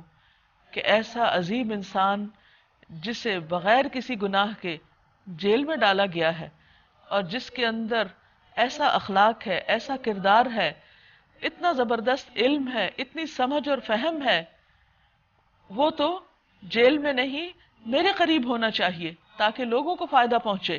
فلما کلمہ، جب یوسف علیہ السلام نے اس سے گفتگو کی تو اس نے کہا اب آپ ہمارے ہاں قدر و منزلت رکھتے ہیں اور آپ کی امانت پر ہمیں پورا بھروسہ ہے.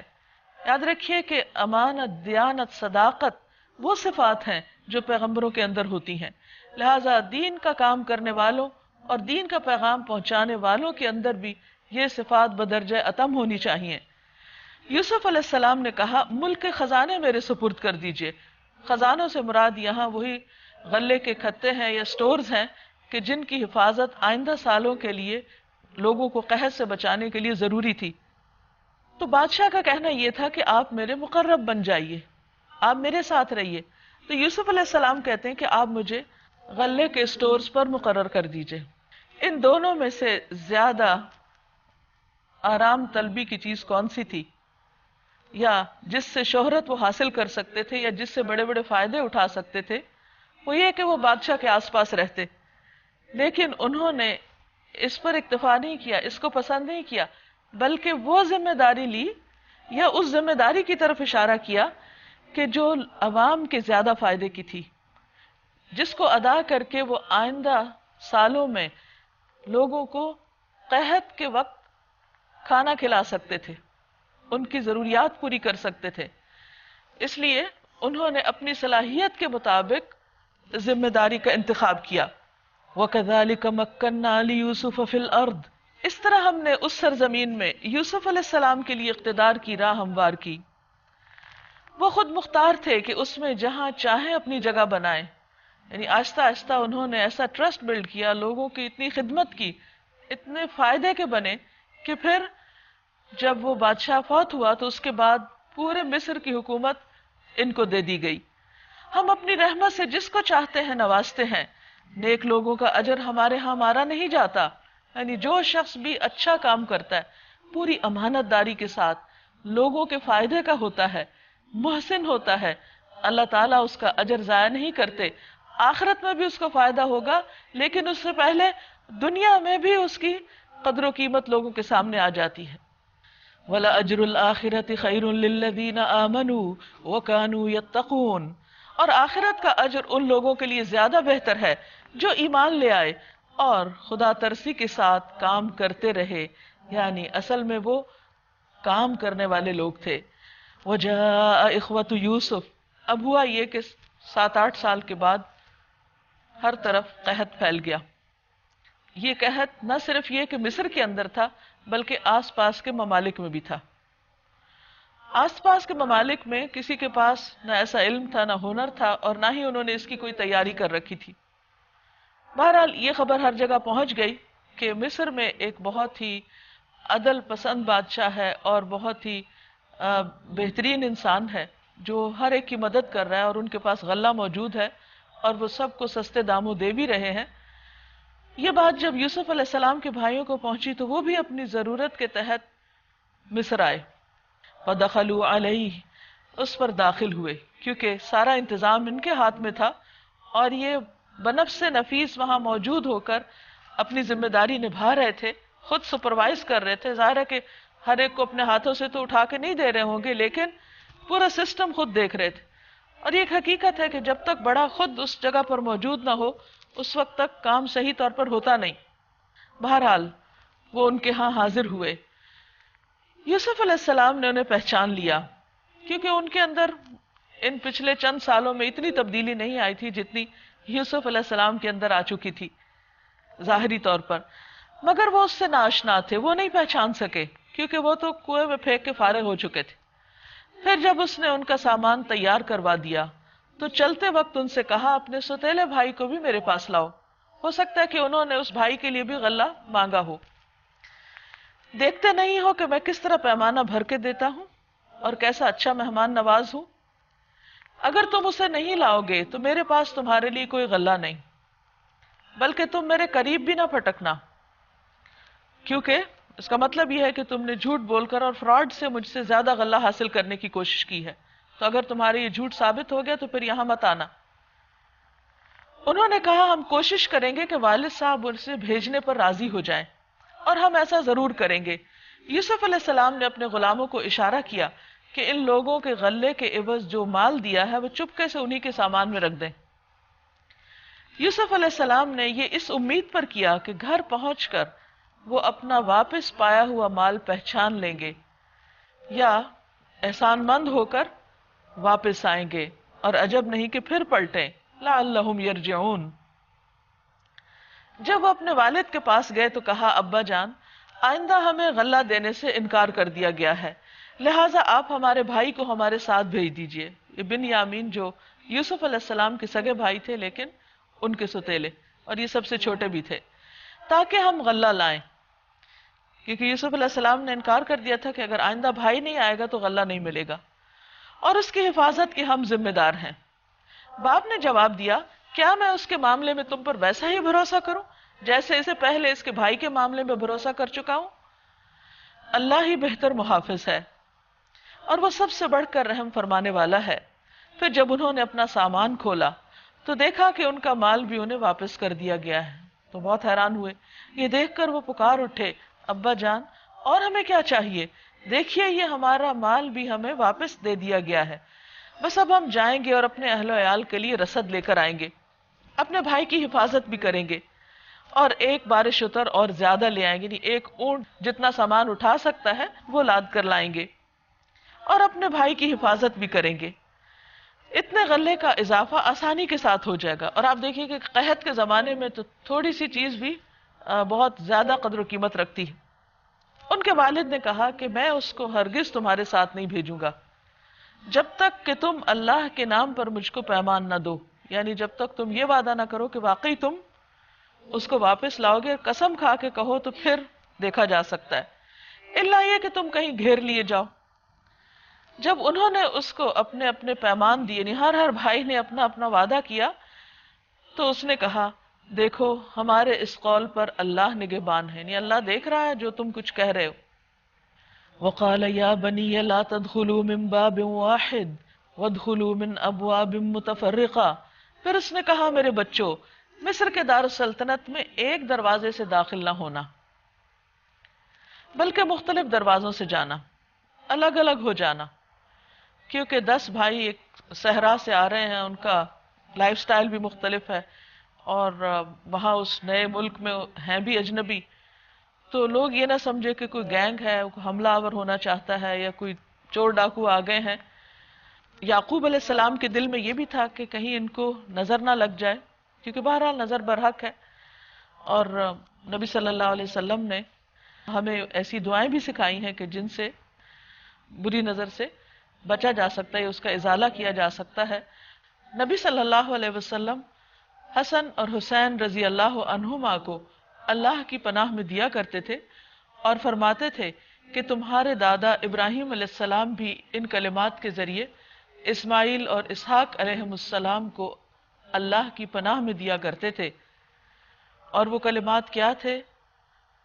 اعوذکما بکلمات اللہ التامۃ من کل شیطان وہامۃ ومن کل عین لامۃ، میں پناہ مانگتا ہوں اللہ کے پورے پورے کلمات کے ذریعے ہر ایک شیطان سے، اور ہر زہریلے جانور سے، اور ہر نقصان پہنچانے والی نظر بد سے، مگر میں اللہ کی مشیت سے تم کو نہیں بچا سکتا، یعنی پھر بھی تدبیر تو ہم کر سکتے ہیں، مگر جو نقصان ہونا ہے وہ تو میرے بس میں نہیں کہ میں اسے روک سکوں۔ اس سے آپ دیکھیے کہ کسی بھی انسان، حتیٰ کہ پیغمبر علیہ السلام کی بھی اختیار کی لمٹس پتہ چلتی ہیں کہ ان کے ہاتھ میں کتنا کنٹرول ہے کسی بھی چیز کا۔ وہ بھی اللہ سبحانہ وتعالیٰ سے دعا مانگتے ہیں، اس کی عبادت کرتے ہیں، اس سے آہوزاریاں کرتے ہیں، لیکن اختیار سراسر اللہ ہی کے پاس ہوتا ہے، دعا قبول کرنے کا بھی اور باقی سب نوازنے کا بھی۔ جیسے نبی صلی اللہ علیہ وسلم نے فرمایا تھا کہ سب خزانے اللہ کے پاس ہیں، میں تو بانٹنے والا ہوں، یعنی اللہ کے حکم سے جب اللہ تعالیٰ حکم دیتا ہے تو میں وہ تقسیم کرتا ہوں، لیکن اصل کنٹرول پیچھے ہے۔ تو یہاں بھی وہ یہی کہتے ہیں کہ ہم ساری تدبیر کریں گے لیکن حفاظت تو اللہ ہی کرتا ہے۔ مگر میں اللہ کی مشیت سے تم کو نہیں بچا سکتا. یعنی اگر اللہ تعالیٰ کچھ اور چاہے ہمارے چاہنے سے ہٹ کر تو پھر اور بات ہے. حکم اس کے سوا کسی کا بھی نہیں چلتا. ان الحکم الا للہ علیہ توکل، اسی پر میں نے بھروسہ کیا، توکل کیا. وعلیہ فلیتوکل المتوکلون، اور اسی پر بھروسہ کرنے والوں کو بھروسہ کرنا چاہیے. وَلَمَّا دَخَلُوا مِنْ حَيْثُ أَمَرَهُمْ أَبُوهُمْ، اور واقعہ بھی یہی ہوا کہ جب وہ اپنے باپ کی ہدایت کے مطابق شہر میں مختلف دروازوں سے داخل ہوئے تو اس کی یہ احتیاطی تدبیر اللہ کی مشیت کے مقابلے میں کچھ بھی کام نہ آ سکی. یعنی انہوں نے اپنی حفاظت کے لیے جو بھی کیا تھا وہ فائدہ نہ دیا. اس کی بھی ایک وجہ تھی. ہاں بس یعقوب علیہ السلام کے دل میں جو ایک کھٹک تھی اسے دور کرنے کے لیے اس نے اپنی سی کوشش کر لی. یعنی بہت دفعہ ایسا ہوتا ہے کہ انسان اپنی طرف سے ساری حفاظتی تدبیریں بھی اختیار کر لیتا ہے، لیکن اس کے باوجود جو نقصان ہوتا ہے یا ہونا ہوتا ہے وہ ہو جاتا ہے. وہ کیوں ہوتا ہے اس کی اصل مصلحت اور حکمت اللہ تعالیٰ کو ہی پتا ہوتی ہے. لیکن اللہ تعالیٰ کا کوئی بھی کام چونکہ حکمت سے خالی نہیں، زندگی کے ہر واقعے میں ہمارے لیے ایک سبق ہوتا ہے. بظاہر دیکھنے میں دنیا کے اعتبار سے کچھ چیزیں ہمارے لیے سخت ناگوار ہوتی ہیں، ناپسندیدہ ہوتی ہیں، لیکن اللہ تعالیٰ کے ہاں ایک بڑا فائدہ ہوتا ہے ہمارے لیے. مومن کو تو ایک کانٹا بھی چبھتا ہے تو اس کے لیے اجر لکھا جاتا ہے. اگر دنیا میں کوئی بھی اس کو دکھ تکلیف پریشانی آتی ہے تو اللہ تعالیٰ اس کے عوض اس کے گناہ معاف کر دیتے ہیں اور اس کے درجات بلند کر دیتے ہیں. بعض اوقات دنیا سے کوئی چیز چلی جاتی، یعنی دنیا میں جو چیزیں ہمارے پاس ہوتی ہیں اس میں سے کوئی چلی جاتی یا کوئی چیز ہماری مرضی کے خلاف ہو جاتی، ہم سمجھتے ہیں کہ ہمارے ساتھ اچھا نہیں ہوا. لیکن جب انسان اس واقعے پر صبر کر جاتا ہے، اللہ کی رضا پہ راضی ہو جاتا ہے، تو کل قیامت کے دن جب انسان اس کا اجر دیکھے گا تو حیران ہو جائے گا اور پھر دعا کرے گا، تمنا کرے گا کہ کاش دنیا میں اس سے بھی زیادہ چلا جاتا، کیونکہ سب کچھ اللہ کے پاس واپس ملنے والا ہے. زیادہ غم اور تکلیف اس کو ہوتی ہے جس کو یہ یقین نہ ہو کہ ہر جانے والی چیز اللہ لوٹا دے گا. جب اس نے واپس ملنا ہی ہے اور بہتر جگہ ملنا ہے، بہتر حالت میں ملنا ہے، کئی گنا زیادہ ملنا ہے، تو پھر انسان کو غم اور افسوس نہیں رہتا، انسان اس پر صبر کر جاتا ہے. اب یہاں بھی کچھ ایسا ہی معاملہ ہے، جیسے یوسف علیہ السلام کے کھو جانے پر یعقوب علیہ السلام نے صبر کیا اور کہا کہ صبر جمیل، بہت اچھا صبر کروں گا. اور آپ دیکھیں گے کہ کس طرح کتنا بہترین انجام دنیا میں بھی سامنے آتا ہے. فرمایا بے شک وہ ہماری دی ہوئی تعلیم سے صاحب علم تھا، مگر اکثر لوگ معاملے کی حقیقت کو نہیں جانتے. یعنی بہت سے لوگوں کو یہ نہیں معلوم کہ تدبیر اور توکل کے درمیان کیا تعلق ہے. وَلَمَّا دَخَلُوا عَلَى يُوسُفَ آوَى إِلَيْهِ أَخَاهُ، یہ لوگ جب یوسف علیہ السلام کے حضور پہنچے تو اس نے اپنے بھائی کو الگ بلا لیا، یعنی بنیامین کو، اور اسے بتا دیا کہ میں تیرا وہی بھائی ہوں جو کھو گیا تھا. اب تو ان باتوں کا غم نہ کر جو یہ لوگ کرتے رہے ہیں، یعنی میرے بعد بھی جو 21-22 سال یہ تمہیں ستاتے رہے ہیں، وہ ان سب باتوں کو بھول جاؤ، اگنور کر دو، درگزر کرو. فَلَمَّا جَهَّزَهُمْ بِجَهَازِهِمْ، جب یوسف علیہ السلام بھائیوں کا سامان لدوانے لگے تو اس نے بھائی کے سامان میں اپنا پیالہ رکھ دیا. پھر ایک پکارنے والے نے پکار کر کہا اے قافلے والو، تم لوگ چور ہو. انہوں نے پلٹ کر پوچھا تمہاری کیا چیز کھو گئی ہے؟ سرکاری ملازموں نے کہا بادشاہ کا پیمانہ ہم کو نہیں ملتا. تو ان کے پکارنے والے نے کہا جو شخص لا کر دے گا اس کے لیے ایک بار شتر انعام ہے، یعنی ایک اونٹ بھر غلہ مزید ہے، اس کا ذمہ میں لیتا ہوں. ان بھائیوں نے کہا خدا کی قسم تم لوگ خوب جانتے ہو کہ ہم اس ملک میں فساد کرنے نہیں آئے. اور وہ سخت پریشان ہوئے، اور ہم چوریاں کرنے والے لوگ نہیں. انہوں نے کہا اچھا اگر تمہاری بات جھوٹی نکلی تو چور کی کیا سزا؟ انہوں نے کہا اس کی سزا جس کے سامان میں سے چیز نکلے وہ آپ ہی اپنی سزا میں رکھ لیا جائے. یعنی دین ابراہیمی میں چور کی سزا یہی تھی کہ وہ اس کا غلام بنا دیا جائے جس کا وہ سامان چوری کرے. ہمارے ہاں تو ایسے ظالموں کو سزا دینے کا یہی طریقہ ہے. تب یوسف علیہ السلام نے اپنے بھائی سے پہلے ان کی خرجیوں کی تلاشی لینی شروع کی، ان کا سامان کھولا، پھر اپنے بھائی کی خرجی سے گمشدہ چیز برآمد کر لی. اس طرح ہم نے یوسف علیہ السلام کی تائید اپنی تدبیر سے کی، یعنی اللہ سبحانہ وتعالیٰ نے یہ تدبیر ان کے دل میں ڈالی تھی کہ اس طرح بھائی کو روک لو. اس کا یہ کام نہ تھا کہ بادشاہ کے دین یعنی مصر کے شاہی قانون کے مطابق اپنے بھائی کو پکڑتا، روک نہیں سکتے تھے. تو اللہ سبحانہ وتعالیٰ نے ان کو ایک ہیلا سکھا دی کہ اس طریقے سے روکو. اللہ یہ کہ اللہ ہی ایسا چاہے، ہم جس کے درجے چاہتے ہیں بلند کر دیتے ہیں، اور ایک علم رکھنے والا ایسا ہے جو ہر صاحب علم سے بالاتر ہے. یعنی بعض لوگوں کو بعض کے مقابلے میں زیادہ علم، زیادہ حکمت، زیادہ سمجھ نصیب ہوتی، اور یہ اللہ تعالیٰ کی اپنی تقسیم ہے کہ جس کو جو چاہے دے. بعض اوقات کسی کو ایک چیز میں اضافہ کر دیتا ہے، کسی کو دوسری چیز میں، تو یہ اللہ تعالیٰ کی تقسیم ہے. اس لیے بندے کو اللہ کی تقسیم پر راضی رہنا چاہیے، اور جس کے پاس زیادہ ہو دوسروں کے مقابلے میں وہ کبھی تکبر نہ کرے. وہ کیا سوچے؟ وہ یہ سوچے کہ اس میں ایک تو میرا امتحان ہے، اور دوسرے یہ کہ ان سب چیزوں کا اللہ مالک ہے، یہ میرے پاس بطور امانت ہے، اور سب سے زیادہ تو اللہ کے پاس ہے.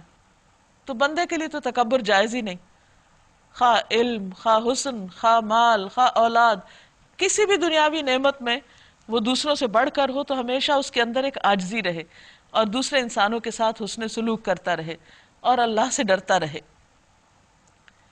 قالوا ان يسرق فقد سرق اخ له من قبل. ان بھائیوں نے کہا یہ چوری کرے تو تعجب کی کچھ بات نہیں، یعنی ابھی اپنی خفت مٹانا چاہ رہے تھے کہ یہ کیا ہو گیا. وہ تو بہت شور تھے کہ کسی بھائی نے چوری نہیں کی، اور وہ ایسے لوگ نہیں ہیں، اور واقعی نہیں پیغمبروں کی اولاد تھے. تو اب کیا ہوا؟ انہوں نے یوسف علیہ السلام پر الزام لگا دیا، لیکن ان کو یہ نہیں معلوم تھا کہ جو سامنے کھڑے ہیں انہی کے بارے میں وہ اتنی غلط بات کر رہے ہیں. یوسف علیہ السلام ان کی یہ بات سن کر پی گئے، بولے نہیں. یہاں آپ دیکھیے کتنا بڑا ظرف ہے، کتنی بڑی وسعت ہے، اور کیسا زبردست اخلاق ہے کہ اتنا بڑا الزام لگ رہا ہے، اور وہ ایک بہت بڑے عہدے پر ہیں اس وقت، اور وہ محسن ہیں، اور یہ سن کر کچھ بھی نہیں کہتے، ظاہر بھی نہیں کرتے، چہرے پہ بل بھی نہیں آنے دیتے، کسی طرح سے بھی نہیں کسی کو پتہ چلتا کہ کیا ہوا، نہ ان بھائیوں کو، نہ اور آس پاس کے ملازمین کو، کسی کو بھی نہیں. اس کو کہتے ہیں صبر جمیل، کہ مومن کا غم اس کے دل میں ہوتا ہے، وہ اس کے چہرے تک بھی نہیں آتا. اور یقیناً یہ اعلیٰ درجات والوں ہی کی صفات ہوتی ہیں، کیونکہ وہ اپنے دل ہی دل میں اپنے رب کو پکارتا ہے، اس سے مدد مانگتا ہے. یوسف علیہ السلام ان کی یہ بات سن کر پی گئے، حقیقت ان پر نہ کھولی، بس اتنا کہہ کے رہ گئے، یعنی دل میں کہا بڑے ہی برے ہو تم لوگ جو یہ الزام مجھ پہ لگا رہے. اس کی حقیقت خدا خوب جانتا ہے. بعض تفاسیر میں یہ آیا کہ بچپن میں انہوں نے اپنی نانی کے گھر سے ایک بت اٹھا کر چپکے سے توڑ دیا تھا، تو اس واقعے کو انہوں نے چوری کا رنگ دے دیا، حالانکہ اس کی حقیقت کچھ اور تھی، وہ بات کچھ اور تھی. پھر انہوں نے کہا قالوا یا ایھا العزیز، ابھی چور کہہ رہے ہیں، ابھی کہتے ہیں اے عزیز، اے سرکار. ان لہ ابا شیخا کبیرا، یعنی یہ انسان کی جہالت ہے نا، لا علمی ہے، اس کی غفلت ہے، اور پھر بھی وہ اپنے آپ کو بڑی چیز سمجھتا ہے. انہوں نے کہا اے سردار ذی اقتدار، اے عزیز، اس کا باپ بہت بوڑھا آدمی، اس کی جگہ آپ ہم میں سے کسی کو رکھ لیجئے، ہم آپ کو بڑا ہی نیک نفس انسان پاتے ہیں. مزید تعریف کر رہے ہیں. یوسف علیہ السلام نے کہا پناہ و خدا، دوسرے کسی شخص کو ہم کیسے رکھ سکتے ہیں؟ جس کے پاس ہم نے اپنا مال پایا ہے اس کو چھوڑ کر دوسرے کو رکھیں گے تو ہم ظالم ہوں گے، یعنی ایسا ممکن نہیں. فَلَمَّا اسْتَيْأَسُوا مِنْهُ خَلَصُوا نَجِيًّا، جب وہ یوسف سے مایوس ہو گئے علیہ السلام تو ایک گوشے میں جا کر آپس میں مشورے کرنے لگے. ان میں جو سب سے بڑا تھا وہ بولا تم جانتے نہیں ہو کہ تمہارے والد تم سے خدا کے نام پر کیا عہد و پیمان لے چکے ہیں، اور اس سے پہلے یوسف کے معاملے میں جو تم نے زیادتی کی ہے وہ بھی تم سب کو پتا ہے. یعنی آپ دیکھیے کہ انسان جب کوئی غلطی کر بیٹھتا ہے تو اس کی ریگریٹس، اس کی ندامت، دل پر وہ بوجھ سال ہا سال تک چلتا ہے. یعنی اب کئی سال گزر چکے اس واقعے کو، اب اس موقع پر انہوں نے پھر ایک دوسرے کو یاد کرایا کہ دیکھو ہم نے وہ کیا کیا تھا، کیسی بڑی غلطی کی تھی، اور اب تم باپ سے کتنا بڑا وعدہ کر کے اللہ کے نام پر عہد کر کے آئے ہو. تو وہی بڑا جس نے کہا تھا کہ یوسف کو قتل نہ کرو، کنویں میں پھینک دو، وہ پھر بولا میں تو یہاں سے ہرگز نہ جاؤں گا جب تک میرے والد مجھے اجازت نہ دے، یا پھر اللہ ہی میرے حق میں کوئی فیصلہ فرما دے کہ وہ سب سے بہتر فیصلہ کرنے والا ہے. تم جا کر اپنے والد سے کہو ابا جان آپ کے صاحبزادے نے چوری کی ہے، ہم نے اسے چوری کرتے ہوئے نہیں دیکھا، جو کچھ ہمیں معلوم ہوا ہے بس ہم وہی بیان کر رہے ہیں، اور غیب کی نگہبانی تو ہم کر نہیں سکتے تھے، حقیقت تو اللہ ہی جانتا ہے. آپ اس بستی کے لوگوں سے پوچھ لیجئے جہاں ہم تھے، اس قافلے سے پوچھ لیجئے جس کے ساتھ ہم آئے، ہم اپنے بیان میں بالکل سچے. چونکہ ان کا اعتبار نہیں تھا نا، تو اب اپنی سچائی ثابت کرنے کے لیے کتنی دلیلیں لا رہے ہیں. تو اس بات سے بھی ثابت ہوتا ہے کہ ہم جو کہہ رہے ہیں بالکل صحیح کہہ رہے ہیں. باپ نے یہ داستان سن کر کہا دراصل تمہارے نفس نے تمہارے لیے ایک اور بڑی بات کو سہل بنا دیا ہے. وہی جملہ انہوں نے دہرایا جو یوسف علیہ السلام کے گم ہونے پہ دہرایا تھا کہ تم لوگ کیا کرتے. یہاں آپ دیکھیے کہ یعقوب علیہ السلام کا اخلاق بھی کتنا بلند ہے. دنیا میں کسی بھی چیز کا کھو جانا اور کسی چیز کا نقصان ایک بہت بڑا صدمہ ہوتا ہے، لیکن اولاد کا گم ہو جانا، اولاد کا کھونا اور وہ صدمہ بہت ہی سخت صدمہ ہوتا ہے. لیکن آپ دیکھیے کہ کتنا صبر کرتے ہیں اور اپنے دوسرے بچوں کو بس ان چند جملوں کے سوا کچھ بھی نہیں کہتے، منہ سے کوئی بات نہیں نکالتے، اپنے دل میں اللہ کے بارے میں اچھا گمان رکھے، زبان سے کوئی ایسی بات نہ نکالے جو اللہ تعالیٰ کو ناراض کرنے والی ہو، اور اپنے رویے میں بھی کوئی ایسی چیز نہ لائے. تو بہرحال وہ مختصر الفاظ میں کہتے ہیں کہ میں تو صبر کروں گا، تم نے تو یہ جو کیا تمہارے نفسوں نے اس کو بہت آسان کر دیا، اچھا اس پر بھی صبر کروں گا. فصبر جمیل. اور پھر کتنے پر امید ہیں، عسى اللہ ان یأتینی بہم جمیعا. کیا بعید اللہ ان سب کو مجھ سے لا ملائے، کیونکہ مومن کبھی بھی اللہ کی رحمت سے مایوس نہیں ہوتا. وہ سب کچھ جانتا ہے، اس کے سب کام حکمت پر مبنی ہیں. کوئی فائدہ ہو، کوئی نقصان ہو، کوئی چیز آئے، کوئی جائے، کوئی انسان کھو جائے، ان سب میں اللہ کی حکمت ہے. پھر وہ ان کی طرف سے منہ پھیر کر بیٹھ گئے اور کہنے لگے ہائے یوسف. اب دیکھیے دل غمگین ہے، دل میں غم ہے، لیکن زبان پر اس کا اظہار اس طرح نہیں ہے اور لوگوں کے سامنے بھی نہیں ہے. یعنی بچوں نے جو کیا ان سے تھوڑی سی بات کی اور یہ کہہ کے ہٹ گئے ان سے کہ میں اب صبر کروں گا اور بہت اچھا کروں گا. اور پھر اللہ سبحانہ وتعالیٰ کی طرف متوجہ ہو گئے، یوسف علیہ السلام کو یاد کرنے لگے، اور دل ہی دل میں وہ غم سے گھٹے جا رہے تھے. دل میں شدید غم تھا، کوئی چھوٹا سا نقصان نہیں تھا. اور اس کی آنکھیں سفید پڑ گئی تھی. بیٹوں نے کہا خدارا آپ تو یوسف ہی کو یاد کیے جاتے ہیں. حالانکہ وہ ان کو نہیں دیکھ کے کہہ رہے تھے، ان کے سامنے نہیں کہہ رہے تھے، لیکن انہوں نے دیکھا کہ باپ کبھی خوش نہیں ہے، اب اس طرح نہیں رہے جیسے وہ پہلے ہوتے تھے، اور وہ مزید اس پر بھی شرمندہ ہوتے ہوں گے کہ ہم نے یوسف کو تو باپ کی نگاہوں سے اس لیے ہٹایا تھا تاکہ ہمارا راستہ کھلے، اور وہ کام بھی نہیں ہوا، باپ کی توجہ ہماری طرف بھی نہیں ہوئی. نوبت یہ آ گئی ہے کہ اس کے غم میں آپ اپنے آپ کو گھلا دیں گے یا اپنی جان ہلاک کر ڈالیں گے. اس نے کہا میں اپنی پریشانی اور اپنے غم کی فریاد اللہ کے سوا کسی سے نہیں کرتا. قال انما اشکو بثی وحزنی الی اللہ. میں تمہیں کچھ نہیں کہہ رہا، میں اپنے رب سے فریادیں کر رہا ہوں. اور یہی صبر جمیل ہوتا ہے کہ انسان کے دل میں غم ہو لیکن لوگوں کے سامنے زیادہ صدمے کا اظہار نہ کرے، بس اللہ سے دعائیں مانگے، اللہ سے باتیں کرے، اللہ تعالیٰ سے راز و نیاز کرے، اس کو اپنے غم کی فریاد اور اپنے دل کا حال سنائے، کیونکہ اصل پہ تو مدد پر قادر اللہ تعالیٰ ہی ہوتا ہے، بندے کچھ نہیں کر سکتے۔ نبی صلی اللہ علیہ وسلم نے ایک دعا سکھائی ہے، اللہم لا سہل الا ما جعلتہ سہلا وانت تجعل الحزن اذا شئت سہلا۔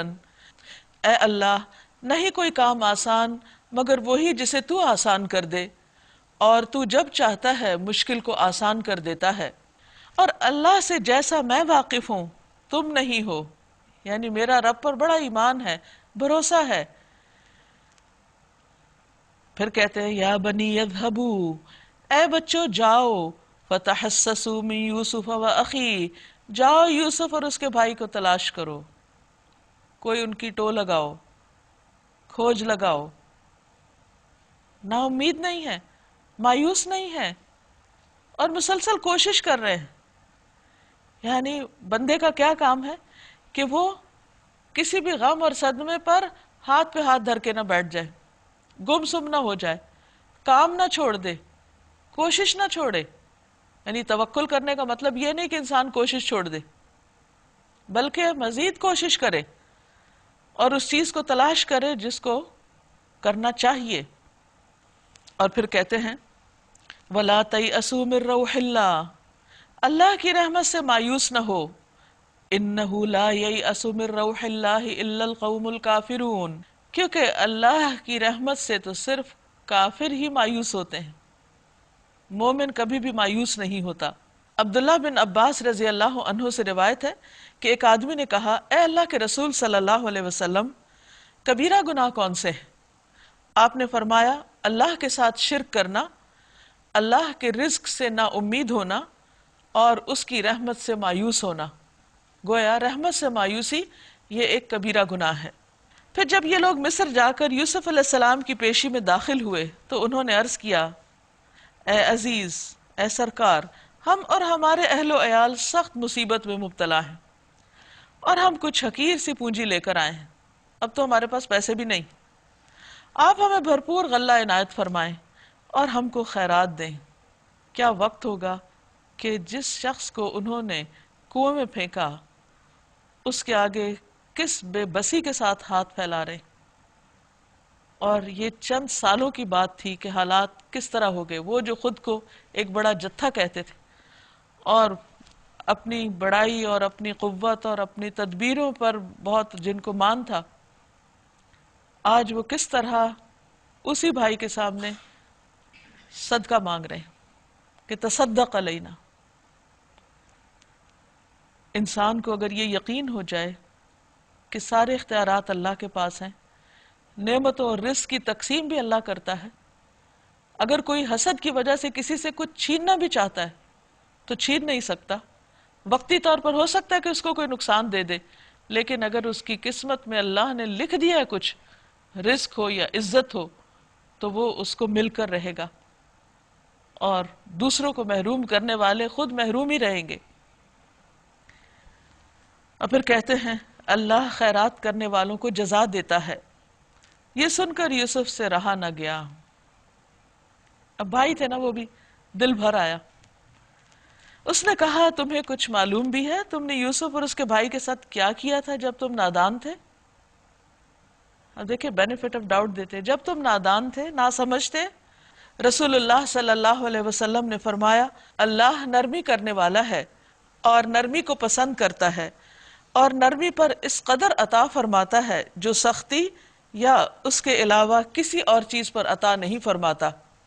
وہ چونک کے بولے، ہائے کیا تم یوسف ہو؟ اس نے کہا، ہاں میں یوسف ہوں۔ کوئی تکبر نہیں بات میں، کوئی بڑائی نہیں، کچھ نہیں، ہاں میں یوسف ہوں، انا یوسف، دو لفظ، انا یوسف وہذا اخی، اور یہ میرا بھائی۔ قد من اللہ علینا، سارا احسان تو اللہ کا ہے ہم پر، کوئی کریڈٹ خود نہیں لیتے۔ جیسے جیل میں ان قیدیوں سے بات کرتے ہوئے کہا کہ یہ اللہ کا ہم پر احسان ہے کہ اس نے ہمیں یہ راہ دکھائی۔ حقیقت یہ ہے، انہ من یتقی ویصبر فان اللہ لا یضیع اجر المحسنین، اگر کوئی تقوی اور صبر سے کام لے تو اللہ کے ہاں ایسے نیک لوگوں کا اجر مارا نہیں جاتا. اللہ تعالیٰ تقوی اور صبر پر وہ دیتا ہے کہ انسان سوچ بھی نہیں سکتا. لیکن یہی دو خوبیاں انسان کے اندر آنا سب سے بڑا مشکل کام ہے. انہوں نے کہا بخدا کہ تم کو اللہ نے ہم پر فضیلت بخشی اور واقعی ہم خطا کار تھے. اب یہاں آ کر وہ بالکل سچی بات کرتے ہیں، اپنی غلطی کا بھی اعتراف کر لیتے ہیں اور یوسف علیہ السلام کی بڑائی کا بھی اعتراف کر لیتے ہیں. کوئی بھی انسان کتنی بھی بڑی غلطی کر جائے، خواہ اپنے بھائی کو بھی کنویں میں پھینک ڈالے، لیکن اس کے بعد بھی اس کے لیے موقع ہوتا ہے کہ وہ توبہ کر لے. اور توبہ کے لیے لازمی شرط کیا ہے؟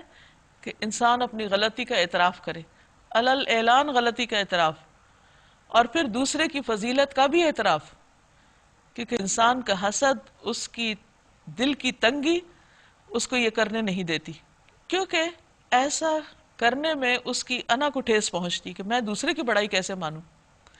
حالانکہ وہ تو ایک فیکٹ ہے، جس کو اللہ نے ہم سے زیادہ دی ہے کوئی بھی چیز وہ تو ہے ہی، ہم مانے یا نہ مانے وہ تو اس کے پاس ہے.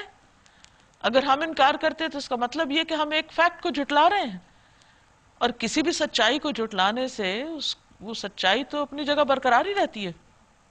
نقصان اس کا ہوتا ہے جو خود کو دھوکہ دے رہا ہوتا ہے اس کو نہ مان کر. تو بہرحال انہوں نے اپنی غلطی کا اعتراف کر لیا. اور یوسف علیہ السلام کی عظمت دیکھیے، اس نے جواب دیا آج تم پر کوئی گرفت نہیں، میں تم سے کوئی انتقام نہیں لوں گا. لا تثریب علیکم اليوم.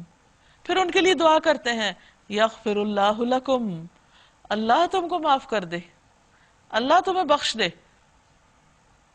اس سے پہلے وہ اپنی غلطی مان رہے ہیں تو یہ دعا کر رہے ہیں. تو جو شخص توبہ کرنا چاہے پہلے اس کو اپنی غلطی کا اعتراف کرنا چاہیے.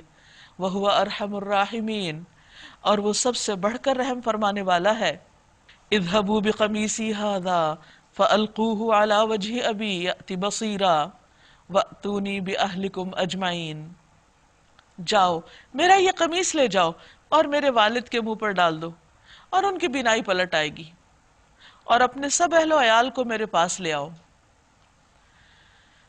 اب تقریباً 67 لوگ تھے بنی اسرائیل کے خاندان کے، یعنی حضرت یعقوب کے بچے اور ان کے بچے، یہ سارے کے سارے اب مصر روانہ ہوتے ہیں. جب یہ قافلہ مصر سے روانہ ہوا، یعنی وہ سارے بھائی اب واپس جا رہے ہیں والد کے پاس، تو ان کے باپ نے کنعان میں کہا میں یوسف کی خوشبو محسوس کر رہا ہوں. حالانکہ آپ دیکھیے کہ یوسف علیہ السلام جب ان کے بھائیوں نے انہیں کنویں میں پھینکا تھا اور 3 دن تک وہ وہاں رہے تھے، تو یعقوب علیہ السلام کو کچھ پتہ نہیں چلا تھا کہ وہ کہاں ہے. کیونکہ پیغمبروں کا علم ذاتی نہیں ہوتا کہ وہ جب چاہیں جو چیز چاہیں دیکھ لیں یا مستقبل کا حال معلوم کر لیں. ہاں اللہ تعالیٰ جب انہیں کوئی چیز دکھانا چاہتا ہے تو وہ اس وقت دیکھ لیتے ہیں. اب یہ ابھی مصر سے روانہ ہوئے ہیں اور یعقوب علیہ السلام کو فلسطین میں بیٹھ کر یعنی یوسف علیہ السلام کی خوشبو آ رہی، حالانکہ کئی سالوں سے وہ مصر کے اندر موجود ہیں اور ان کو خوشبو نہیں آتی. بہرحال اللہ تعالیٰ جب جو چیز دکھانا چاہے وہ اس کے اختیار میں ہے. تم لوگ کہیں یہ نہ کہنے لگو کہ میں بڑھاپے میں سٹھیا گیا ہوں. گھر کے لوگ بولے خدا کی قسم آپ ابھی تک اپنے اسی پرانے خبت میں پڑے ہوئے ہیں، آپ یوسف کو نہیں بھولتے. پھر جب خوشخبری لانے والا آیا تو اس نے یوسف علیہ السلام کا قمیص یعقوب علیہ السلام کے منہ پہ ڈال دیا اور یکایک اس کی بینائی واپس آ گئی، وہ دیکھنے لگے. تب اس نے کہا میں تم سے کہتا نہ تھا میں اللہ کی طرف سے وہ کچھ جانتا ہوں جو تم نہیں جانتے. سب بول اٹھے ابا جان آپ ہمارے گناہوں کی بخشش کے لیے دعا کیجئے.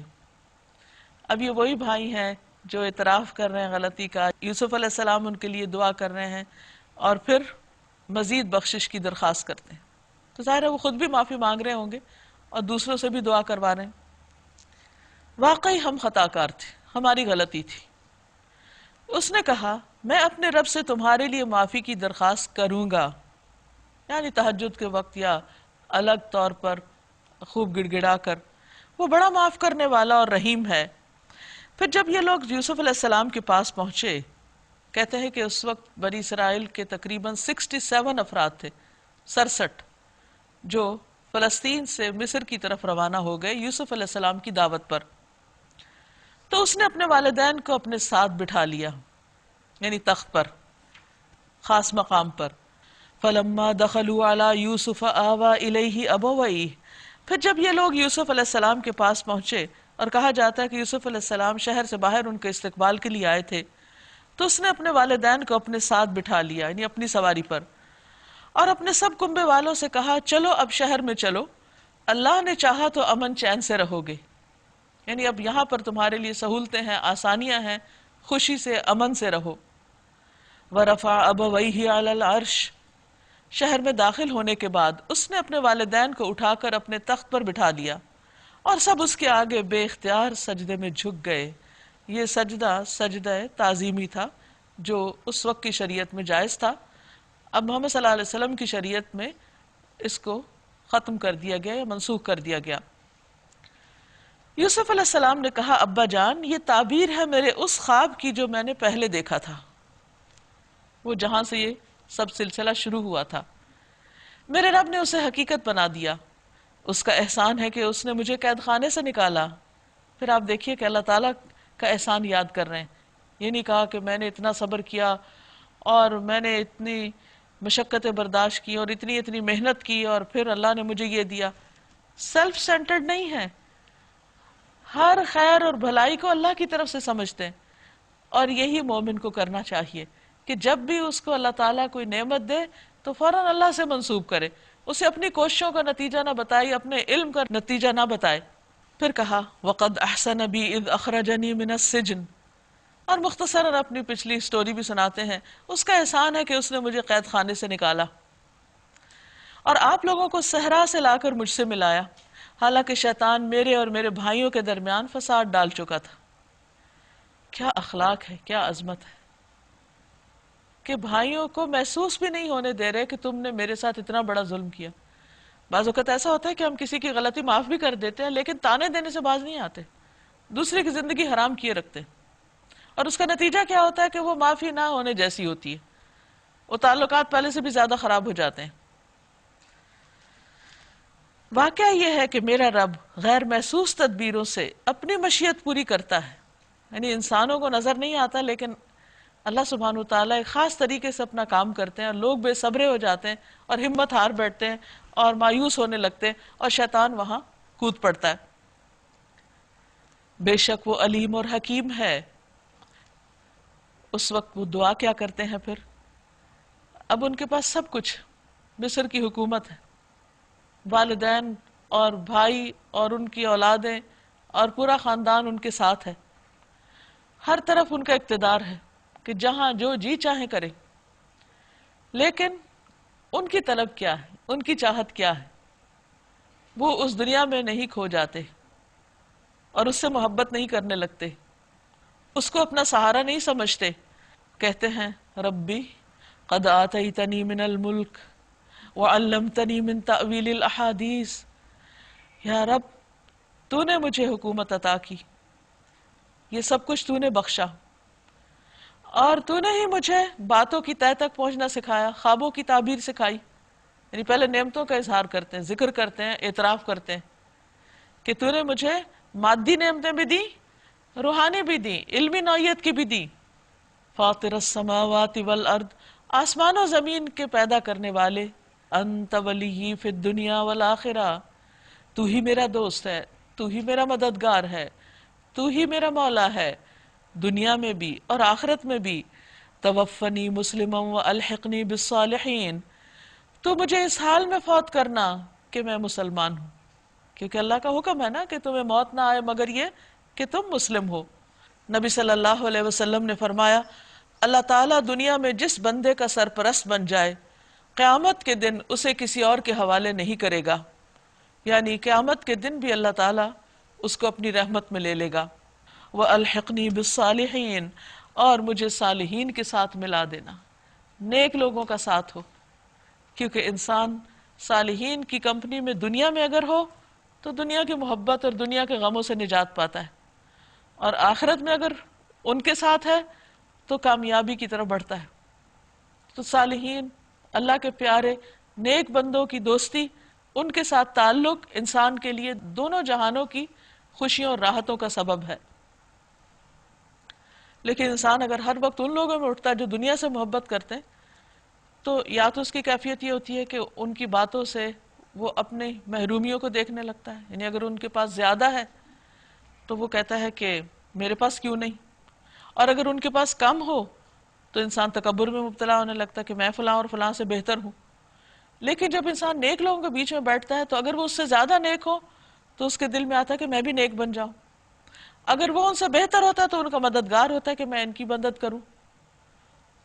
تو یہ اتنی زبردست دعا ہے کہ جس میں انسان کی سب سے زیادہ بڑی تمنا اور بڑی کامیابی کے لیے جو چیز ضروری ہے اس کا ذکر ہے کہ ایک طرف اسلام کی نعمت ہو اور دوسری طرف اچھی کمپنی ہو. اے محمد صلی اللہ علیہ وسلم، یہ قصہ غیب کی خبروں میں سے ہے جو ہم تم پر وحی کر رہے ہیں، ورنہ تم اس وقت موجود نہ تھے جب یوسف علیہ السلام کے بھائیوں نے آپس میں اتفاق کر کے سازش کی تھی. یعنی ہم نے وحی کے ذریعے آپ کو یہ بتایا، یہ آپ کا ذاتی علم نہیں ہے، مگر تم خواہ کتنا ہی چاہو ان میں سے اکثر لوگ مان کر دینے والے نہیں، حالانکہ تم اس خدمت پر ان سے کوئی اجرت بھی نہیں مانگتے. یہ تو ایک نصیحت ہے جو دنیا والوں کے لیے عام ہے.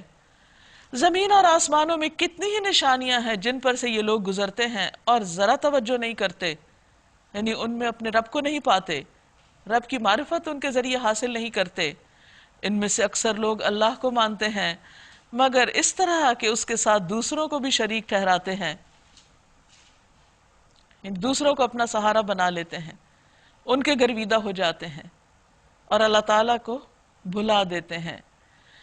کیا یہ مطمئن ہیں کہ خدا کے عذاب کی کوئی بلا انہیں دبوچ نہ لے گی یا بے خبری میں قیامت کی گھڑی اچانک ان پر نہ آ جائے گی؟ تم ان سے صاف کہہ دو، قُلْ هَٰذِهِ سَبِيلِي أَدْعُو إِلَى اللَّهِ، کہہ دیجئے میرا راستہ تو یہ ہے کہ میں اللہ کی طرف بلاتا ہوں. یعنی نبی صلی اللہ علیہ وسلم کو اللہ تعالیٰ نے فرمایا کہ آپ لوگوں کو اعلان کر دیجئے، ان کو بتا دیجئے کہ میرا یہ مشن ہے کہ میں لوگوں کو اللہ سے جوڑوں، اللہ کی طرف بلاؤں، علی بصیرتن، بصیرت کے ساتھ، شعوری طور پر، تقلیدی اور رواجی طور پر نہیں، پورا سوچ سمجھ کے شرح صدر کے ساتھ میں نے یہ راہ اور یہ راستہ اپنایا ہے. انا ومن اتبعنی، میں بھی اور جو میرے فالوورز ہیں جنہوں نے میری پیروی کی، یعنی اس دور میں بھی اور قیامت تک جو بھی نبی صلی اللہ علیہ وسلم کا اتباع کرنے والے ہیں، یعنی آپ کی امت کے لوگ، ان کا بھی یہ فرض بنتا ہے کہ وہ لوگوں کو اللہ کی طرف بلائیں، اللہ کی طرف دعوت دیں، اور اس کام کو احسان سمجھ کر یا مجبوری کے تحت نہ کریں، علی بصیرہ کریں، پورے شعور کے ساتھ کریں، اس کو اپنا کام سمجھتے ہوئے اور ایک فائدے کا کام سمجھتے ہوئے کریں. کیونکہ الدال علی الخیر کفاعلہ، نیکی کی طرف بلانے والا، اس کی راہ دکھانے والا ایسا جیسے خود کرنے والا. تو اگر کوئی شخص کسی کی وجہ سے ہدایت کی طرف آ جاتا ہے تو ایک حدیث کے مطابق اس کے لیے وہ 100 سرخ قیمتی اونٹوں سے زیادہ بہتر ہے. تو یہ سب سے زیادہ نفع کا سودا ہے جو انسان کرتا ہے، کہ خود بھی اللہ سے محبت کرتا ہے اور اس کے ساتھ ساتھ لوگوں کے دل میں اللہ کی محبت پیدا کرتا ہے، ان کو اللہ سے ملاتا ہے. پیغمبر کبھی یہ کام نہیں کرتے کہ لوگوں کو اپنے ساتھ جوڑ لیں، اور اس سے ہمیشہ پرہیز کرنا چاہیے، کیونکہ یہی پھر بات ہو جاتی ہے کہ اللہ کو بھی مانتے ہیں اور اس کے ساتھ اوروں کو شریک کر لیتے ہیں. اسی لیے اسلام میں شخصیت پرستی جو ہے وہ ناپسندیدہ ہے. قوم نوح شخصیت پرستی کی وجہ سے ہی شرک میں مبتلا ہوئے تھے. ٹھیک ہے، بزرگوں کا احترام کرنا چاہیے، ان کا ادب ہونا چاہیے، ان سے محبت ہونی چاہیے، لیکن بھروسہ صرف اللہ پہ کرنا چاہیے، اور سب سے بڑھ کر اللہ کی محبت دل میں ہونی چاہیے. پھر فرمایا وَسُبْحَانَ اللَّهِ، اور پاک ہے اللہ، وَمَا أَنَا مِنَ الْمُشْرِكِينَ، اور میں مشرکین میں سے نہیں ہوں. اے محمد صلی اللہ علیہ وسلم، تم سے پہلے ہم نے جو پیغمبر بھیجے تھے وہ سب بھی انسان ہی تھے اور انہی بستیوں کے رہنے والوں میں سے تھے، اور انہی کی طرف ہم وہی بھیجتے رہے. پھر کیا یہ لوگ زمین میں چلے پھرے نہیں کہ ان قوموں کا انجام انہیں نظر آتا جو ان سے پہلے گزر چکی ہیں؟ یقیناً آخرت کا گھر ان لوگوں کے لیے اور زیادہ بہتر ہے جنہوں نے پیغمبروں کی بات مان کر تقوی کی روش اختیار کی. کیا اب بھی تم لوگ نہ سمجھو گے؟ پہلے پیغمبروں کے ساتھ یہی ہوتا رہا کہ وہ مدتوں لوگوں کو نصیحت کرتے رہے اور لوگوں نے ان کی بھی بات نہیں سنی، تو کوئی بات نہیں، آپ کی بھی یہ نہیں سن رہے تو انہی کے حق میں اچھا نہیں. یہاں تک کہ جب پیغمبر لوگوں سے مایوس ہو گئے اور لوگوں نے بھی سمجھ لیا کہ ان سے جھوٹ بولا گیا تھا، تو ہماری مدد یکایک پیغمبروں کو پہنچ گئی. اور پھر جب ایسا موقع آ جاتا ہے تو ہمارا قاعدہ یہ ہے کہ جسے ہم چاہتے ہیں بچا لیتے ہیں، اور مجرموں پر سے تو ہمارا عذاب ٹالا ہی نہیں جا سکتا. لَقَدْ قَانَ فِي قَصَصِهِمْ عِبْرَةٌ لِأُولِي الْأَلْبَابِ، اگلے لوگوں کے ان قصوں میں عقل اور ہوش رکھنے والوں کے لیے عبرت ہے. جو کچھ قرآن میں بیان کیا جا رہا ہے یہ بناوٹی باتیں نہیں، من گھڑت باتیں نہیں، جھوٹی باتیں نہیں، بلکہ جو کتابیں اس سے پہلے آئی ہوئی ہیں ان کی تصدیق ہے، اور ہر چیز کی تفصیل، یعنی جو انسانی ہدایت اور رہنمائی کے لیے ضروری تھی، اور ایمان لانے والوں کے لیے ہدایت اور رحمت. ہدایت ابتدا میں اور رحمت انتہا میں. دنیا میں انسان اس کتاب سے ہدایت لیتا ہے، اور پھر جب ہدایت اختیار کر لیتا ہے تو اللہ تعالیٰ کی رحمت آنے لگتی ہے نتیجے کے طور پر. اور یہ کتاب سبب ہے، ذریعہ ہے اللہ کی رحمت پانے کا. لیکن کس کے لیے ہے یہ سب کچھ؟ لِقَوْمٍ يُؤْمِنُونَ، اس قوم کے لیے جو ایمان رکھتی ہو.